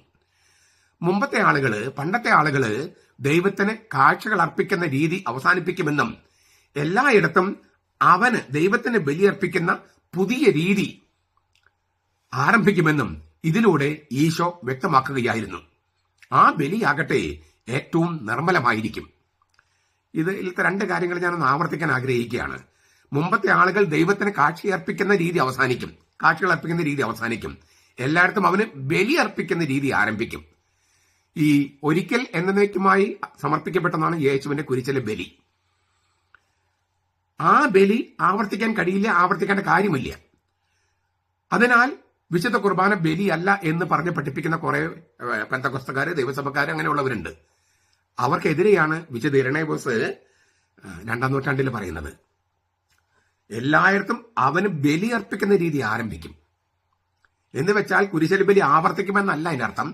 കുരിശിൽ ഒരിക്കൽ എന്നേക്കുമായി കുരിശിൽ അർപ്പിക്കപ്പെട്ട ബലി, ആ ബലി അതിന്റെ ആഘോഷങ്ങൾ ആവർത്തിക്കപ്പെടും. ആഘോഷമാണ് ആവർത്തിക്കപ്പെടുന്നത്, ബലിയല്ല. അതാണ് ഈ ബലി അർപ്പിക്കുന്ന രീതി ആരംഭിക്കുമെന്ന് പറയുന്നത്. ആ ബലിയാകട്ടെ ഏറ്റവും നിർമ്മലമായിരിക്കും. കാരണം എന്താ? ക്രിസ്തു എന്ന മഹാപുരോഹിതൻ തന്റെ തന്നെ ശരീരമാണ് പിതാവായ ദൈവത്തിന് ബലിയർപ്പിക്കുന്നത്. മനുഷ്യവംശത്തിന്റെ മഹാപുരോഹിതൻ എന്ന നിലയിൽ ക്രിസ്തു മൃഗബലികളുടെ സ്ഥാനത്ത് നിന്ന് മൃഗബലികൾക്ക് പകരം ദൈവത്തിന് കൊടുക്കുന്നത് പൂർണ്ണ മനുഷ്യനും പൂർണ്ണ ദൈവവുമായ തന്റെ തന്നെ ശരീരമാണ്. അതുകൊണ്ട് അത് ഏറ്റവും നിർമ്മലമായിരിക്കും. എന്തെന്നാൽ അവന്റെ നാമം വിജാതിരുടെ ഇടയിലെല്ലാം മഹത്വപ്പെടേണ്ടതുണ്ട്. പാഷാണ്ഡതകൾക്കെതിരെ എന്ന ഗ്രന്ഥത്തില് 4:18-4:5 കൂടി ഞാൻ വായിക്കാം. പ്രപഞ്ച സൃഷ്ടാവിന്റെ പുത്രനാണ് ക്രിസ്തു എന്ന് വിശ്വസിച്ച് അംഗീകരിച്ച് ഏറ്റുപറയാത്തവർ തങ്ങൾ കൃതജ്ഞത അർപ്പിച്ച അപ്പം കർത്താവിന് ശരീരമാണെന്നോ തങ്ങൾ ഉയർത്തിയ പാനപാത്രം അവന്റെ രക്തമാണെന്നോ വിശ്വസിക്കുന്നില്ല. പാഷാണ്ഡതകൾ പഠിപ്പിക്കുന്ന ആൾക്കാരുടെ കുറിച്ചാണ് ഇദ്ദേഹം പറയുന്നത്. പ്രപഞ്ച സൃഷ്ടാവിന്റെ പുത്രനാണ് ക്രിസ്തു എന്ന് വിശ്വസിച്ച് അംഗീകരിച്ച് ഏറ്റുപറയാത്തവർ തങ്ങൾ കൃതജ്ഞത അർപ്പിച്ച അപ്പം കർത്താവിന് ശരീരമാണെന്നോ തങ്ങൾ ഉയർത്തിയ പാനപാത്രം അവന്റെ രക്തമാണെന്ന് വിശ്വസിക്കുന്നില്ല. പെന്തക്കോസ്തക്കാര്, ദൈവസഭക്കാര്, ബ്രദറൻ അസംബ്ലിക്കാര്, യഹോവ സാക്ഷികള്, ബോൺ അഗൈൻ ക്രിസ്ത്യൻസ്, അങ്ങനെയുള്ള ഒരുപാട് പേരുണ്ട്. എം ആർ ഇമ്മാനുവേല്, അവർക്കെതിരെയൊക്കെയാണ് ഈ ഇരണേബൂസ് പറയുന്നത്. പ്രപഞ്ച സൃഷ്ടാവിന്റെ പുത്രനാണ് ക്രിസ്തു എന്ന് വിശ്വസിച്ചാലേ ഈ അപ്പം കർത്താവിന്റെ ശരീരമാണെന്നും ഈ പാനപാത്രം കർത്താവിന്റെ രക്തമാണെന്നും വിശ്വസിക്കാൻ പറ്റും. ഇത് കർത്താവിന്റെ ശരീരമാണെന്നോ കർത്താവിന്റെ രക്തമാണെന്നോ അവർ വിശ്വസിക്കുന്നില്ലെങ്കിൽ അതിന്റെ അർത്ഥം യേശുക്രിസ്തു ദൈവപുത്രനാണെന്ന് വിശ്വസിക്കുന്നില്ലെന്നാണ്. അവന്റെ വചനത്തിന് പ്രസക്തി ഇല്ലെന്നാണ്, ജീവിക്കുന്നില്ലെന്നാണ്. അവർക്ക് എന്ത് വിശ്വസനീയതയാണുള്ളത്? ഇത് കർത്താവിന്റെ ശരീരമല്ല, ഇത് കർത്താവിന്റെ രക്തമല്ല എന്ന് പറയുന്നവർക്ക് എന്ത് വിശ്വസനീയതയാണുള്ളത്? അവർ കർത്താവിൽ വിശ്വസിക്കുന്നുണ്ടോ? അവര് യേശു ദൈവപുത്രനാണെന്നോ ദൈവം തന്നെയായ പുത്രനാണെന്നോ വിശ്വസിക്കുന്നുണ്ടോ? ഇല്ല. അതുകൊണ്ട് തന്നെ അവരുടെ വാക്കുകൾക്ക് വിശ്വസനീയതയില്ല. ഇരണേബൂസിന്റെ വാക്കുകൾ ഞാൻ പറയുന്നേ. കർത്താവിന്റെ ശരീരത്താലും രക്തത്താലും പരിപോഷിപ്പിക്കപ്പെട്ട നമ്മുടെ ജഡം, നമ്മുടെ മാംസം അടിഞ്ഞു പോകുമെന്നും ജീവനിൽ പങ്ക് പറ്റുകയില്ലെന്നും അവര് പറയുന്നു. അത് അവർക്ക് എങ്ങനെ പറയാൻ കഴിയും? എത്ര ശക്തമായ വാക്കുകളാണ് പറയണേ. കർത്താവിന്റെ ശരീരത്താലും രക്തത്താലും പരിപോഷിപ്പിക്കപ്പെട്ട നമ്മുടെ ജഡം അടിഞ്ഞു പോകുമെന്നും ജീവനിൽ നിത്യജീവനിൽ പങ്ക് പറ്റുകയില്ലെന്നും അവർ പറയുന്നു. അവർക്കതൊക്കെ പറയാൻ കഴിയുമോ? അങ്ങനെ പറഞ്ഞാൽ അത് വിശ്വസനീയതയുണ്ടോ? കാരണം എന്താ? യേശു ദൈവപുത്രനാണ്, ദൈവം തന്നെയായ പുത്രനാണ്. അത് വിശ്വസിക്കാത്തവർക്കാണ് കുർബാന വിശ്വസിക്കാൻ പറ്റാത്തത്. ഭൂമിയിൽ നിന്നുള്ള അപ്പത്തിന്മേൽ ദൈവത്തിന്റെ ആമന്ത്രണം വന്നു കഴിഞ്ഞാൽ, ഭൂമിയിൽ നിന്നുള്ള അപ്പത്തിന്മേൽ ദൈവത്തിന്റെ ആമന്ത്രണം വന്നു കഴിഞ്ഞാൽ അത് പിന്നീട് ഒരിക്കലും സാധാരണ അപ്പമല്ല. ഭൗമികവും സ്വർഗീയവുമായ രണ്ട് അംശങ്ങളുള്ള വിശുദ്ധ കുർബാനയാണ്. ഭൗമികവും അപ്പം, സ്വർഗീയം കർത്താവിന്റെ ശരീരം. അതായത് അപ്പം കർത്താവിന് ശരീരമായി മാറുന്നു. അപ്പൊ ഭൗമികവും സ്വർഗീയവും. അപ്പം ഭൗമികമാണ്, പക്ഷെ അവന്റെ ശരീരം സ്വർഗീയമാണ്. അത് രണ്ട് അംശങ്ങളുള്ള വിശുദ്ധ കുർബാനയാണത്. ഞാൻ ഒന്നുകൂടി വായിക്കാം. ഭൂമിയിൽ നിന്നുള്ള അപ്പത്തിന്മേൽ ദൈവത്തിന്റെ ആമന്ത്രണം വന്നു കഴിഞ്ഞാൽ അത് പിന്നീട് ഒരിക്കലും സാധാരണ അപ്പമല്ല. ഭൗമികവും സ്വർഗീയവുമായ രണ്ട് അംശങ്ങളുള്ള വിശുദ്ധ കുർബാനയാണ്. ഒരു കാര്യം കൂടി അദ്ദേഹം പറഞ്ഞത് ഞാൻ വായിക്കട്ടെ. നാം കലർത്തിയ പാനപാത്രവും രക്തവും വെള്ളവും, അത് ലത്തീൻ സഭയിലാണെങ്കിൽ ഭൗമികവും സ്വർഗീയവുമായ അംശങ്ങളാണ്. വെള്ളം ഭൗമിക അംശവും വീഞ്ഞ് സ്വർഗീയ അംശവുമായിട്ടാണ്.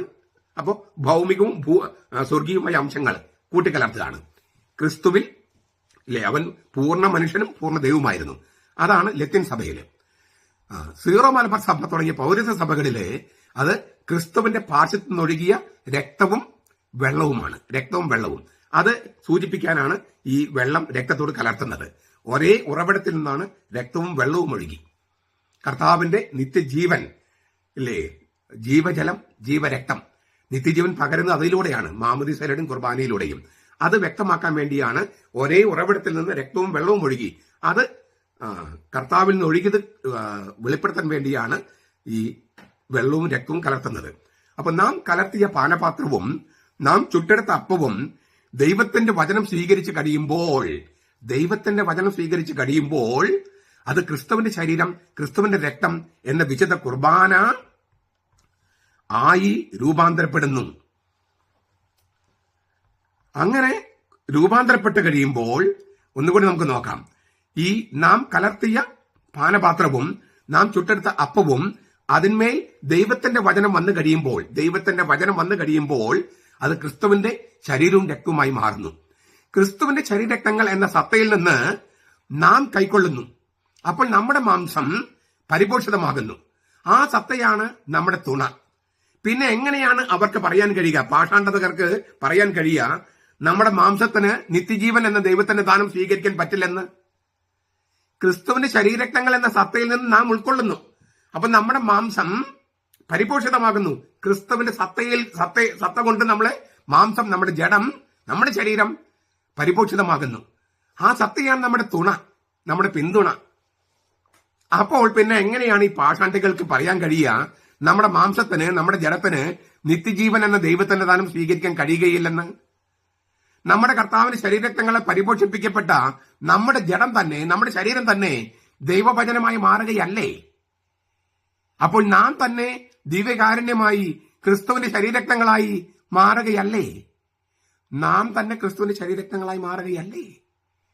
നാം തന്നെ ദിവ്യകാരുണ്യമായി മാറുകയല്ലേ?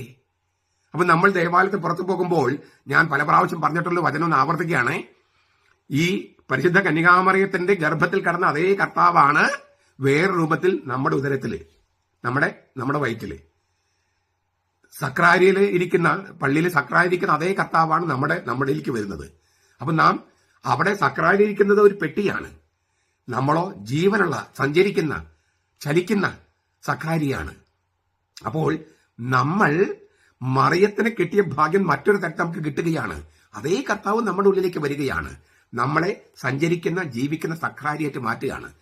ജീവിക്കുന്ന സക്രാരി എന്ന് ഞാൻ പറയുമ്പോൾ മറ്റൊരു അർത്ഥം കൂടിയുണ്ട്. ഈ സക്രാരി എന്ന്, പള്ളിയിലെ സക്രാരി എന്ന് പറഞ്ഞ പെട്ടിയാന്ന് പറഞ്ഞല്ലോ. നമ്മുടെ ശരീരത്തിലേക്ക് വരുന്ന കർത്താവ് നമ്മുടെ ശരീരരക്തങ്ങളായിട്ട് ഒന്നായി തീരുകയാണ്.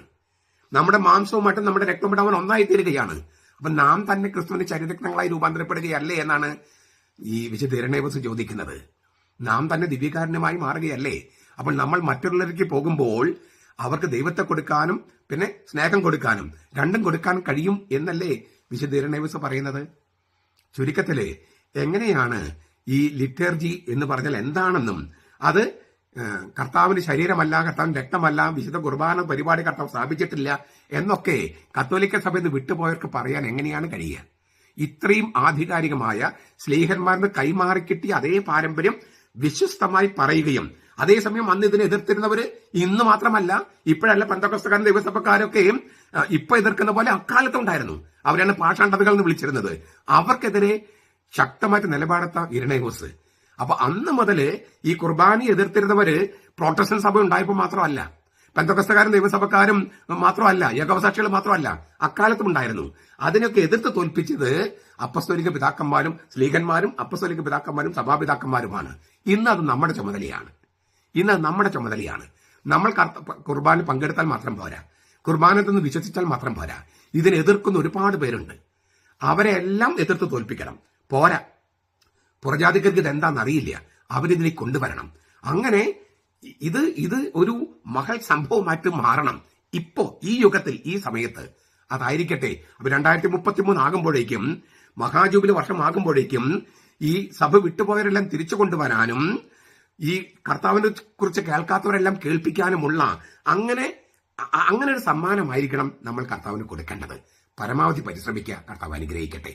നമ്മുടെ കർത്താവ് ഈശോ മിശിഹായുടെ കൃപയും പിതാവായ ദൈവത്തിന്റെ സ്നേഹവും പരിശുദ്ധാത്മാവിന്റെ സഹവാസവും നാം എല്ലാവരോടും കൂടി ഉണ്ടായിരിക്കട്ടെ, ഇപ്പോഴും എപ്പോഴും എന്നേക്കും. ആമേൻ.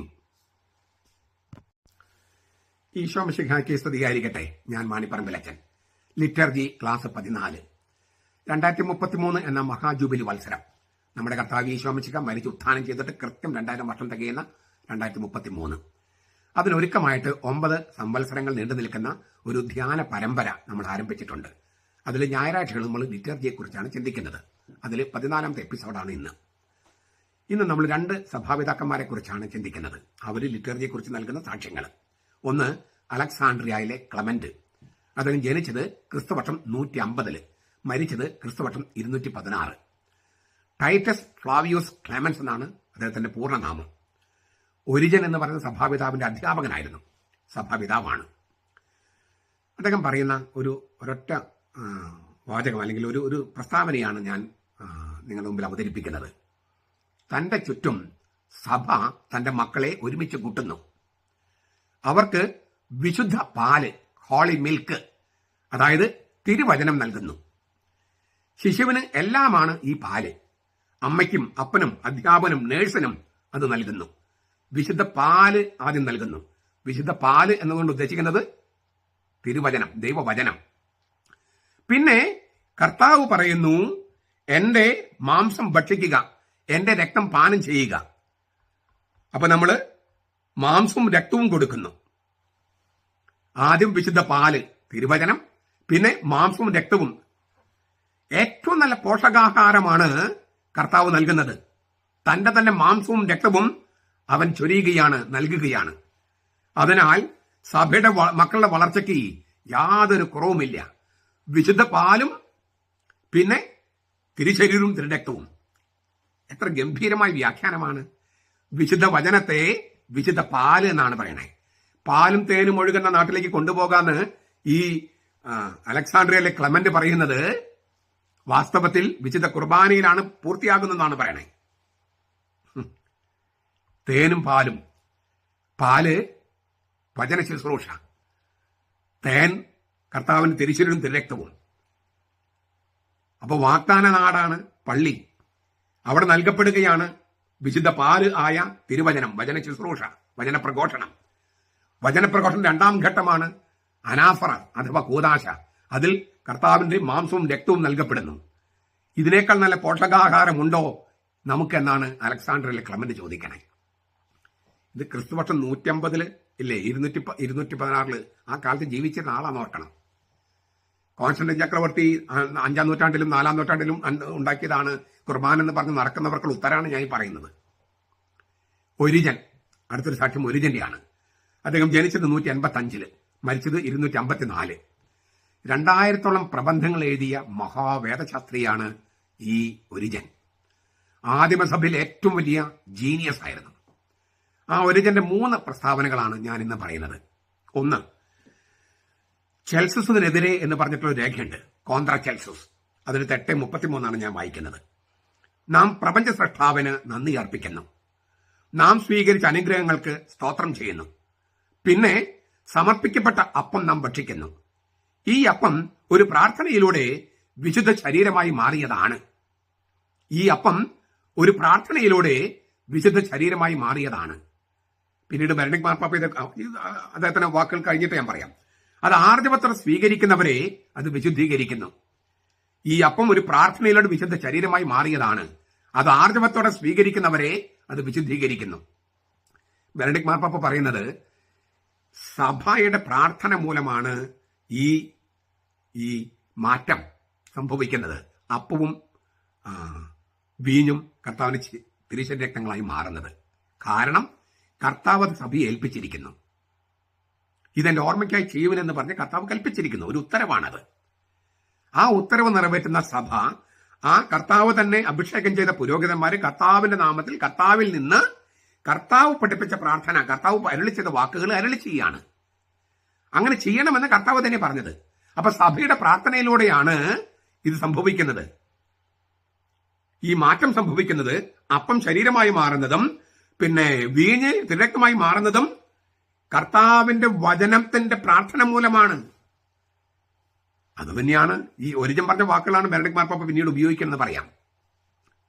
2, നോക്കൂ ഒരിജന്റെ പ്രസ്താവന നോക്കൂ. അൾത്താര അഥവാ ബലിപീഠത്തിൽ നാം ഇപ്പോൾ തെളിക്കുന്നത് കാളകളുടെ രക്തമല്ല. അൾത്താര അഥവാ ബലിപീഠത്തിൽ നാം ഇപ്പോൾ തെളിക്കുന്നത് കാളകളുടെ രക്തമല്ല. ഇപ്പോൾ ബലിപീഠം കൂദാശ ചെയ്യപ്പെടുന്നത് ക്രിസ്തുവിന്റെ അമൂല്യ രക്തം കൊണ്ടാണ്. ഈ ജോഷുവയുടെ പുസ്തകം 2:1 കുറിച്ചുള്ള പള്ളിപ്രസംഗത്തിലാണ് ഒരിജിൻ ഇത് പറയുന്നത്. ജോഷുവയുടെ പുസ്തകം, യേശുവ പഴയ നിയമത്തില്, അൾത്താര അഥവാ ബലിപീഠത്തിൽ നാം ഇപ്പോൾ തളിക്കുന്നത് പഴയ നിയമത്തിലെ പോലെ കാളകളുടെ രക്തമല്ല. ഇപ്പോൾ ബലിപീഠം കൂദാശ ചെയ്യപ്പെടുന്നത്, കോൺസെൻട്രേറ്റ് ചെയ്യപ്പെടുന്നത് അല്ലെങ്കിൽ സമർപ്പിക്കപ്പെടുന്നത് ക്രിസ്തുവിന്റെ അമൂല്യ രക്തം കൊണ്ടാണ്.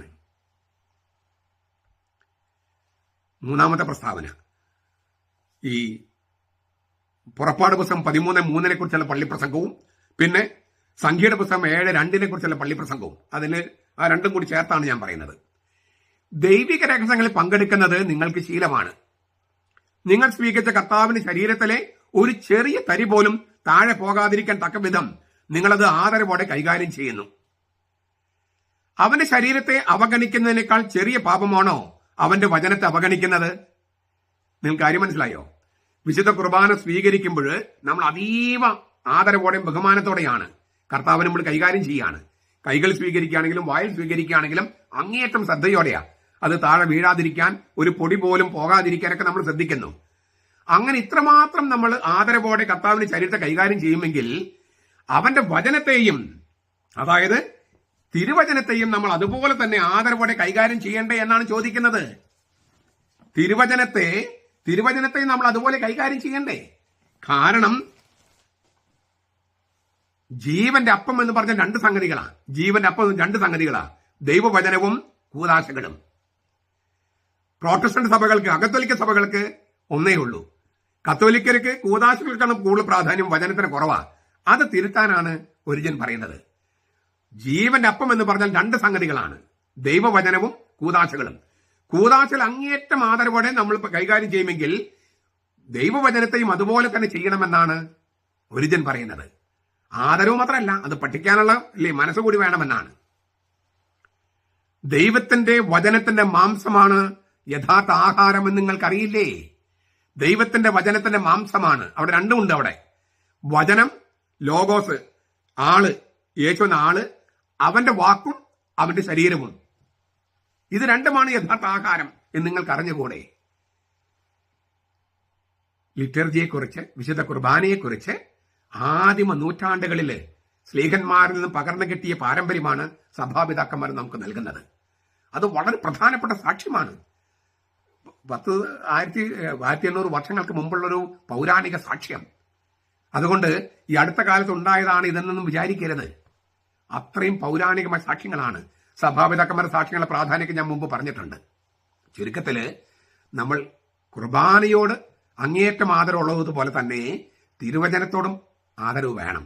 ആ ആദരവ് പ്രകടമാക്കേണ്ടത് പുസ്തകം സൂക്ഷിക്കുന്ന കാര്യത്തിൽ മാത്രമല്ല, അത് വായിക്കാനും പഠിക്കാനും ആഴത്തിലേക്ക് കടക്കാനും അതിനുള്ള ശ്രമമാണ് നമ്മുടെ വീഡിയോസ് ഒക്കെ.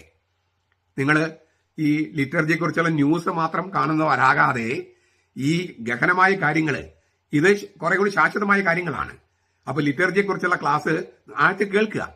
നമുക്ക് കുറെ കഴിയുമ്പോൾ നമുക്കിതെല്ലാം സ്വരൂപിച്ച് നമുക്ക് കർത്താവിൽ നിന്ന് സഭാപിതാക്കന്മാരിലൂടെ എങ്ങനെ നമ്മുടെ സഭയിലേക്ക് എത്തി എന്നുള്ള കാര്യങ്ങളൊക്കെ നമുക്ക് ആ തരത്തിൽ മനസ്സിലാക്കാൻ പറ്റും. ഇങ്ങനെ ഇടമുറിയാതെ ഒഴുകുന്ന ആ നദി, ലിറ്റർജിയുടെ നദി. എന്നിട്ട് വേണം നമുക്ക് സീറോ മലബാർ സഭയുടെ കുർബാനയിലേക്ക് കടക്കാൻ.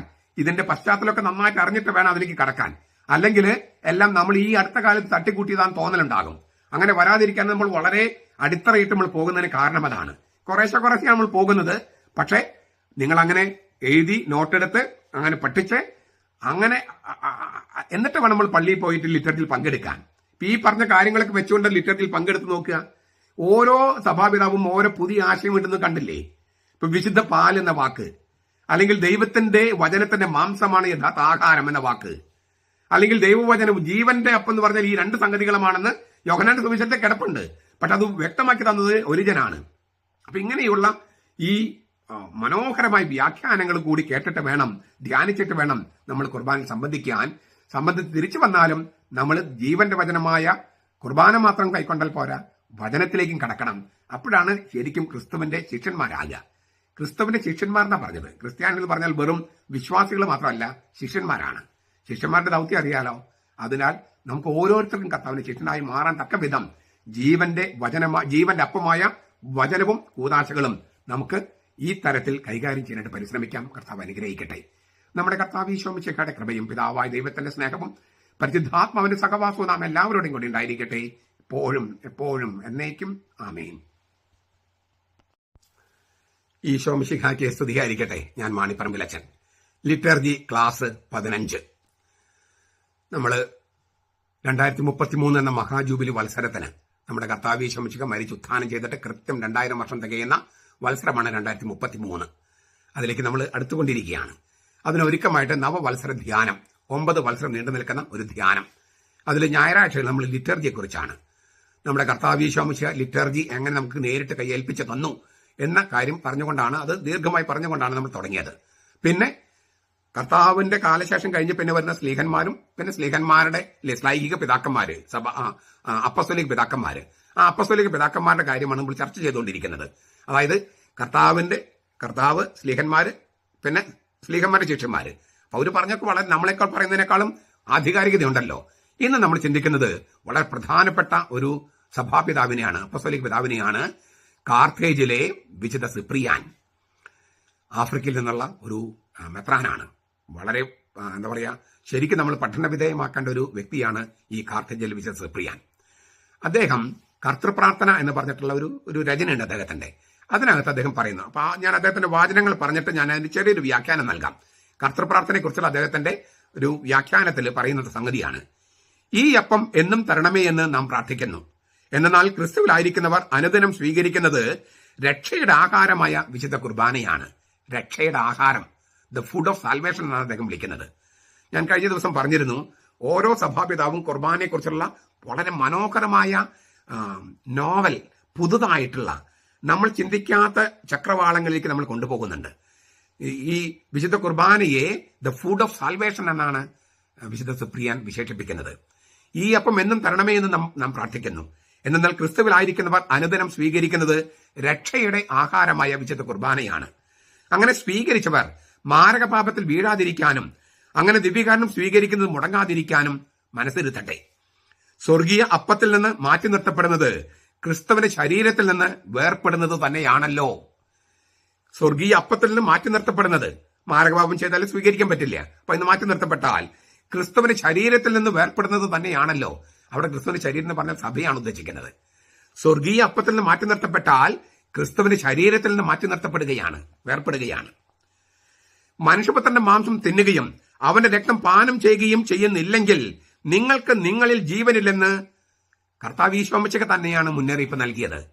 മനുഷ്യപുത്രന്റെ മാംസം തിന്നുകയും അവന്റെ രക്തം പാനം ചെയ്യുകയും ചെയ്യുന്നില്ലെങ്കിൽ നിങ്ങൾക്ക് നിങ്ങളിൽ ജീവനില്ലെന്ന് കർത്താവ് ഈശോമിശിഹ തന്നെയാണ് മുന്നറിയിപ്പ് നൽകിയത്. പെന്തക്കോസ്ത ദൈവസഭക്കാരും യഹോവ സാക്ഷികളും ബ്രദറൻ അസംബ്ലിക്കാരും ഒക്കെ വളരെ ഗൗരവത്തോടെ ചിന്തിക്കണം കേട്ടോ. അതിനാൽ ക്രിസ്തു എന്ന നമ്മുടെ അപ്പം എന്നും ലഭിക്കണമെന്ന് നാം പ്രാർത്ഥിക്കുന്നു. ക്രിസ്തുവിൽ വസിക്കുകയും ജീവിക്കുകയും ചെയ്യുന്നവർ അവന്റെ വിശുദ്ധീകരണത്തിൽ നിന്നും ശരീരത്തിൽ നിന്നും പിൻവലിയാതിരിക്കട്ടെ. ക്രിസ്തുവിൽ വസിക്കുകയും ജീവിക്കുകയും ചെയ്യുന്നവർ അവന്റെ വിശുദ്ധീകരണത്തിൽ നിന്നും ശരീരത്തിൽ നിന്നും പിൻവലിയാതിരിക്കട്ടെ. ഇത് നമ്മൾ തുടരും അദ്ദേഹത്തിന്റെ വാക്കുകൾ. അതിനു മുമ്പ് ഞാൻ ചെറിയൊരു വ്യാഖ്യാനം എന്റെ നൽകുകയാണ്. ഈ നമ്മൾ സ്വർഗസ്ഥനായ ഞങ്ങളുടെ പിതാവ് എന്ന പ്രാർത്ഥനയാണല്ലോ, നമ്മൾ വിശദമായിട്ട് പിന്നീട് പഠിക്കും. അതിനകത്ത് ഈ ഞങ്ങൾ അപേക്ഷ എന്ന് പറയുന്ന അല്ലേ രണ്ടാമത്തെ ഭാഗം, അന്നന്ന് വേണ്ട ആഹാരം ഇന്ന് ഞങ്ങൾക്ക് നൽകണമേ, അങ്ങനെയാണ് നമ്മൾ കൊന്തയിലൊക്കെ ചൊല്ലുന്നത്. എന്നാൽ നമ്മുടെ കുർബാനയില്, സീറോ മലബാർ സഭയുടെ കുർബാനയിൽ നമ്മൾ ചൊല്ലുന്നത് ഞങ്ങൾക്ക് ആവശ്യകമായ ആഹാരം എന്നാണ്. അന്നന്ന് വേണ്ട ആഹാരം എന്നല്ല, ഞങ്ങൾക്ക് ആവശ്യകമായ ആഹാരം എന്നാണ്. അതായത് എപ്പിയൂസിയൻ എന്നാണ് ഗ്രീക്ക് വാക്ക്, എപ്പിയൂസിയോൻ. ഊസിയ എന്ന് പറഞ്ഞാൽ സബ്സ്റ്റൻസ് അർത്ഥം അല്ലെ, സബ്സ്റ്റൻസ് എന്ന് പറഞ്ഞാൽ സത്ത. ഞങ്ങൾക്ക് സത്താപരമായ ആഹാരം നൽകണം, സത്താപരമായ അപ്പം നൽകണം. സബ്സ്റ്റാൻഷ്യൽ ബ്രെഡ് എന്നാണ്, സബ്സ്റ്റാൻഷ്യൽ ബ്രെഡ്. ആ സബ്സ്റ്റാൻഷ്യൽ ബ്രെഡിന് സഭാപിതാക്കന്മാരൊക്കെ വ്യാഖ്യാനിച്ചത് നാളത്തെ അപ്പം എന്നാണ്. നാളത്തെ അപ്പം. ലത്തീൻ സഭയിലെ കുർബാനയില് ദിവ്യകാരണം സ്വീകരി തൊട്ട് മുമ്പ് വൈദികൻ കർത്താവിനെ ഉയർത്തിപ്പിടിച്ചിട്ട് പറയുന്നൊരു വാക്കുകളുണ്ട്. കുഞ്ഞാടിന്റെ കല്യാണ വിരുന്നിന് ക്ഷണിക്കപ്പെട്ടിരിക്കുന്നവർ ഭാഗ്യവാന്മാർ. കുഞ്ഞാടിന്റെ കല്യാണ വിരുന്നിന് ക്ഷണിക്കപ്പെട്ടിരിക്കുന്നവർ ഭാഗ്യവാന്മാർ. അത് വെളിപാട് പുസ്തകം 19 അധ്യായത്തിലെ വാക്യാണ്.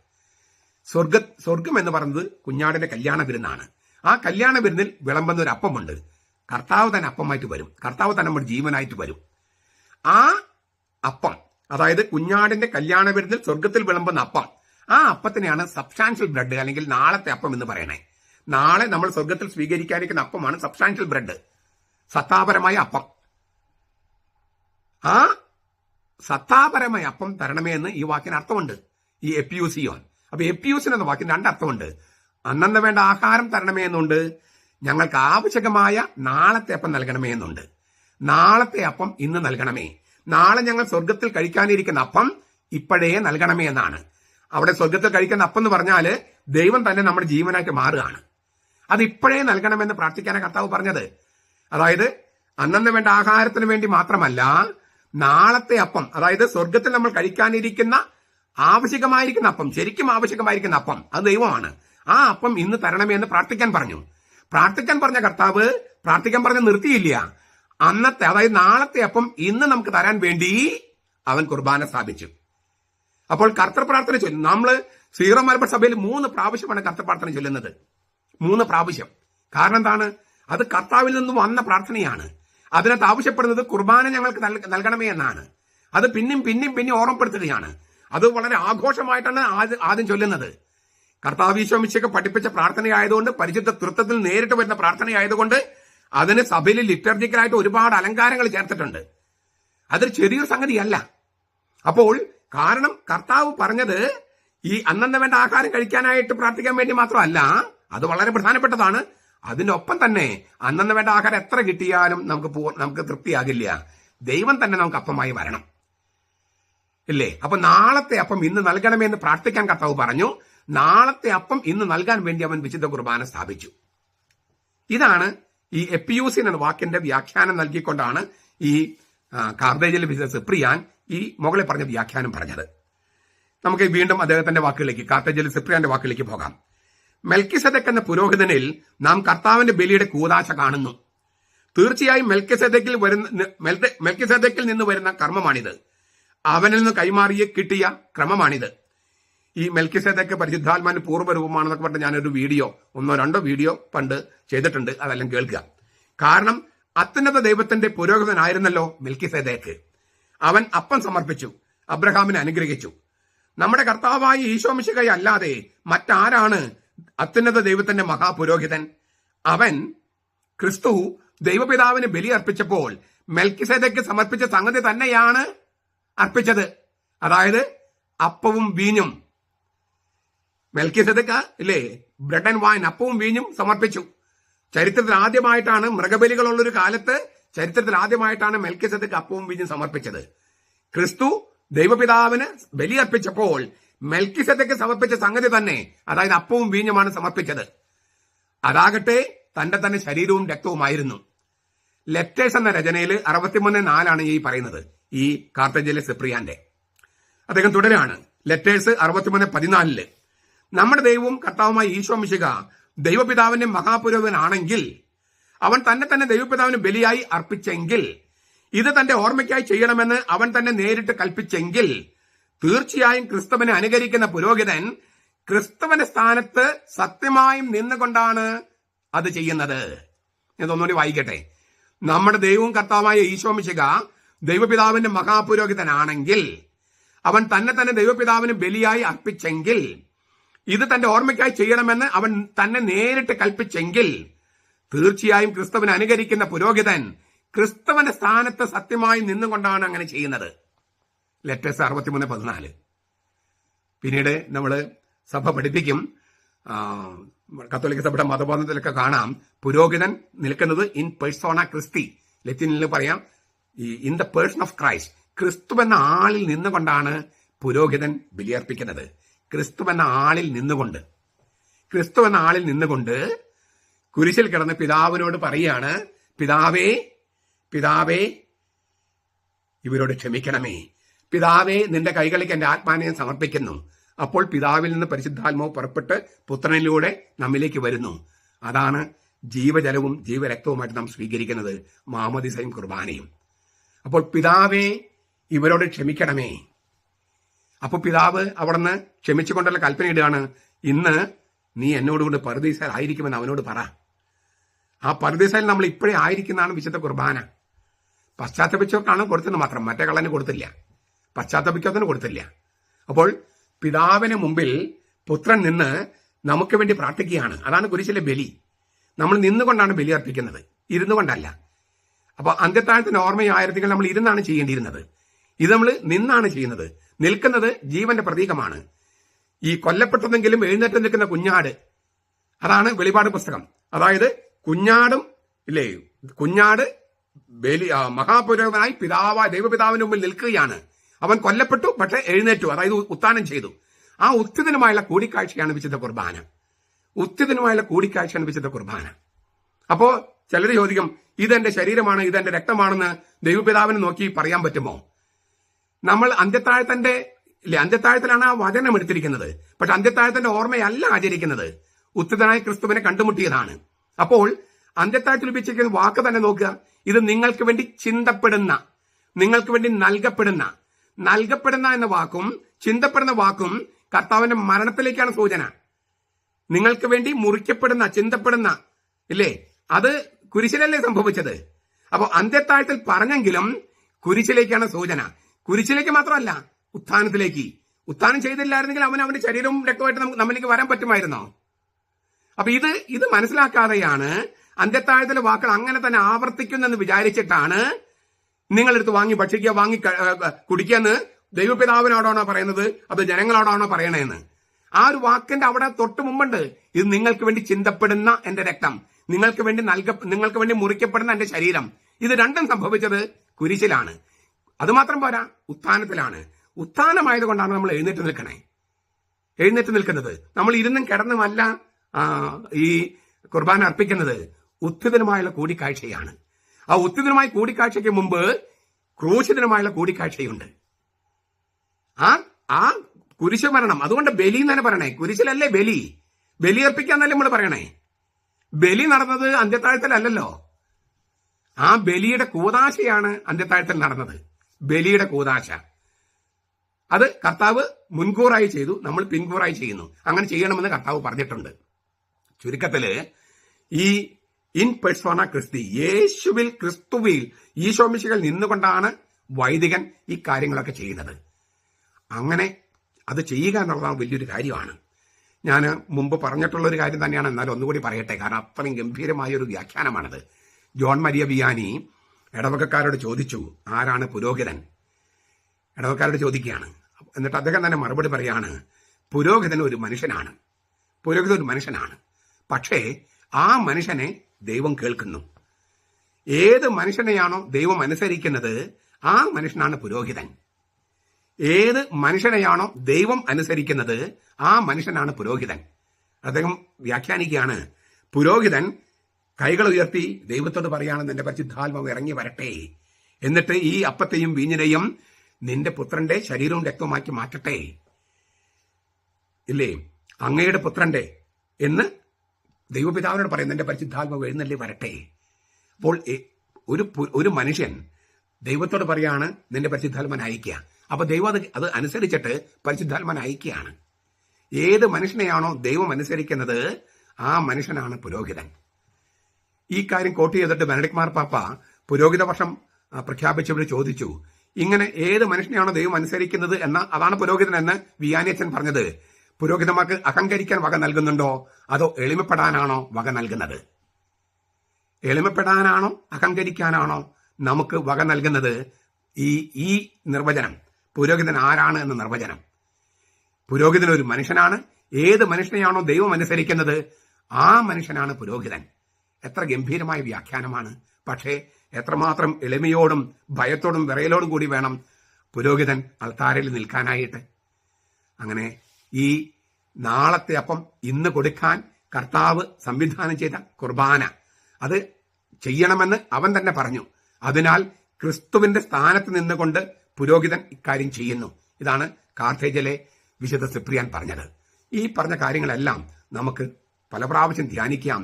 നമ്മുടെ ലിറ്റർജിയിൽ, കുർബാന എന്ന ലിറ്റർജിയിൽ പങ്കെടുക്കുമ്പോൾ ഇക്കാര്യം ഓർത്തുകൊണ്ട് അതിൽ പങ്കെടുക്കാനായിട്ട് പരിശ്രമിക്കാം. കർത്താവ് അനുഗ്രഹിക്കട്ടെ. നമ്മുടെ കർത്താവ് ഈശോ മിശിഹായുടെ കൃപയും പിതാവായ ദൈവത്തിന്റെ സ്നേഹവും പരിശുദ്ധാത്മാവിന്റെ സഹവാസവും നാം എല്ലാവരോടും കൂടി ഉണ്ടായിരിക്കട്ടെ, ഇപ്പോഴും എപ്പോഴും എന്നേക്കും. ആമേൻ. ഈശോ മിശിഹായ്ക്ക് സ്തുതിയായിരിക്കട്ടെ. ഞാൻ മാണിപ്പറമ്പിലച്ചൻ. Liturgy class 16. 2033 എന്ന മഹാജൂബിലി വത്സരത്തെ എതിരേൽക്കാൻ നമ്മുടെ കർത്താവ് യേശു മിശിഹ മരിച്ചു ഉത്ഥാനം ചെയ്തിട്ട് കൃത്യം 2000 വർഷം തികയുന്ന 2033 എന്ന മഹാജൂബിലി വത്സരത്തെ എതിരേൽക്കാൻ നമ്മൾ 9 വർഷങ്ങൾ നീണ്ടു നിൽക്കുന്ന ഒരു ധ്യാന പരമ്പരയിലാണ്. അതിൽ ഞായറാഴ്ചകളിൽ നമ്മൾ ലിറ്റർജിയെക്കുറിച്ചാണ് ധ്യാനിക്കുന്നത്. ഈ കർത്താവ് എങ്ങനെയാണ് പൗരോഹിത്യം സ്ഥാപിച്ചത്, എങ്ങനെയാണ് കുർബാന സ്ഥാപിച്ചത്, എങ്ങനെയാണ് നൽകിയത്, ഉത്ഥാന ദിവസം തന്നെ കർത്താവ് കുർബാന അർപ്പിച്ചത് എങ്ങനെ, ഈ കാര്യങ്ങളൊക്കെ പറഞ്ഞുകൊണ്ടാണ് നമ്മൾ തുടങ്ങിയത്. പിന്നെ നമ്മൾ അപ്പസ്തോലന്മാരുടെ കാര്യങ്ങളിലേക്ക് വന്നു. ആദിമസഭയിൽ എങ്ങനെയായിരുന്നു കുർബാന എന്ന് നമ്മൾ പറഞ്ഞു. അത് കഴിഞ്ഞിട്ട് അപ്പസ്തോലിക പിതാക്കന്മാർ, അതായത് സ്ലീഹന്മാർ കയ്യൊപ്പിലൂടെ മെത്രാന്മാരാക്കി അവരെ കണ്ട അപ്പസ്തോലിക പിതാക്കന്മാരിൽ തുടങ്ങി. പിന്നെ നമ്മൾ സഭാപിതാക്കന്മാരിലേക്ക് എത്തുകയായിരുന്നു. സഭാപിതാക്കന്മാരിൽ ഒരു വളരെ പ്രധാനപ്പെട്ട പിതാവാണ് വിശുദ്ധ എഫ്രൈം. സുറിയാനി സഭാപിതാവ് വടക്കേ മെസപ്പൊട്ടോമിയയിലെ, മെസപ്പൊട്ടോമിയ എന്ന് പറഞ്ഞാൽ യൂഫ്രട്ടിസ് ടൈഗ്രിസ് നദികൾക്കിടയിലുള്ള സ്ഥലം. പൊട്ടാമോസ് എന്ന് വെച്ചാൽ വെള്ളം, മെസോ എന്ന് വെച്ചാൽ middle, in the middle of 2 waters, അതായത് യൂഫ്രട്ടിസും ടൈഗ്രിസ്, ഈ 2 നദികൾക്കിടയിലുള്ള സ്ഥലം. ഇപ്പോഴത്തെ കുവൈറ്റ്, ഇറാഖ്, ഇറാൻ ഈ പ്രദേശമാണ്. അവിടെയുള്ള നിസിബിസിലാണ് അദ്ദേഹം ജനിച്ചത്. വടക്കേ മെസപ്പൊട്ടോമിയയിലെ നിസിബിസിലെ യാക്കോബിന്റെ ശിഷ്യനായിരുന്നു. തീരെ ചെറുപ്പമായിരിക്കെ 19ാമത്തെ വയസ്സിൽ 325 നിക്ക സൂനദോസിൽ പങ്കെടുത്തു. ആ നിക്ക സൂനദോസിന്റെ 1700 വാർഷികമാണ് അടുത്ത വർഷം 2025. ഈ സുറിയാനി പിതാവ്, സഭാപിതാവ്, കൽദായ സഭാപിതാവ് വളരെ മനോഹരമായിട്ട് കുർബാനയെക്കുറിച്ച് പറയുന്നുണ്ട്. ഞാൻ അദ്ദേഹത്തിന്റെ സ്റ്റേറ്റ്മെന്റ് പറഞ്ഞിട്ട് ആ സ്റ്റേറ്റ്മെന്റ് ചില വാക്കുകൾ വീണ്ടും ഒന്ന് പറയാം. ആ സ്റ്റേറ്റ്മെന്റ് ഇടയ്ക്ക് ഞാൻ പറഞ്ഞു പോയാൽ ചിലപ്പോൾ ആ സ്റ്റേറ്റ്മെന്റിന്റെ ഫ്ലോ പോകുമെന്ന് വിചാരിച്ചിട്ട് ഞാൻ മൊത്തം അദ്ദേഹത്തിന്റെ സ്റ്റേറ്റ്മെന്റ് വായിച്ചിട്ട് അതിലത്തെ ചില വാക്കുകൾ നമുക്ക് വീണ്ടും ഒന്നുകൂടി എടുത്ത് ധ്യാനിക്കാം. തുടക്കത്തിൽ വെറുമൊരു അപ്പം മാത്രമായിരുന്ന അത് കർത്താവ് ഈശോ മിശിഹ സ്വന്തം കൈകളിലെടുത്ത് വാഴ്ത്തി അതിൽ മുദ്ര വെച്ച് അതിന് പിതാവിന്റെയും പരിശുദ്ധാത്മ നാമത്തിൽ വിശുദ്ധമാക്കി അവൻ അത് മുറിച്ച് തന്റെ കൃപാപൂർണമായ ദയയാൽ അവന് ശിഷ്യന്മാരിൽ ഓരോരുത്തരും കൊടുത്തു. ഈ അപ്പത്തെ അവൻ തന്റെ ശരീരം എന്ന് വിളിച്ചുകൊണ്ട് അവൻ പരിശുദ്ധാത്മാവ് കൊണ്ടും സ്വന്തം ജീവൻ കൊണ്ടും അത് നിറച്ചു. തന്റെ വലത്ത് കരത്തിൽ വിശുദ്ധമാക്കിയ ആ അപ്പം എടുത്ത് അവൻ തന്റെ കൈ നീട്ടി അവർക്ക് കൊടുത്തുകൊണ്ട് പറഞ്ഞു, എന്റെ വചനം കൊണ്ട് വിശുദ്ധമാക്കിയ ഈ അപ്പത്തിൽ നിന്ന് നിങ്ങൾ എല്ലാവരും വാങ്ങുക.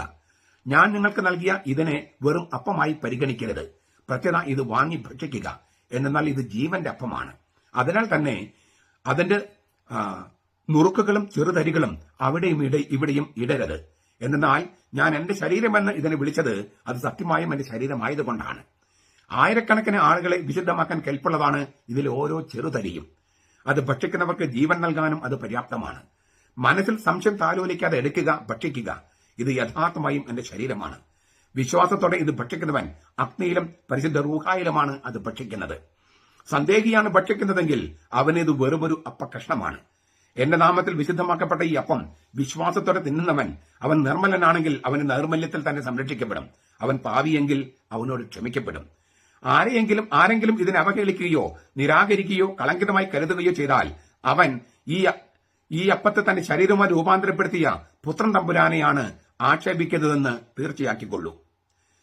ശിഷ്യന്മാർ പുതിയതും വിശുദ്ധമായ അപ്പം ഭക്ഷിച്ചതിനു ശേഷം തങ്ങൾ ഭക്ഷിച്ചത് ക്രിസ്തുവിന്റെ ശരീരമാണെന്ന് അവർ വിശ്വാസത്തിൽ തിരിഞ്ഞറിഞ്ഞപ്പോൾ ക്രിസ്തു അവർക്ക് കൂദാശയുടെ മുഴുവൻ ഭാഗവും വിശദീകരിച്ചു കൊടുത്തു.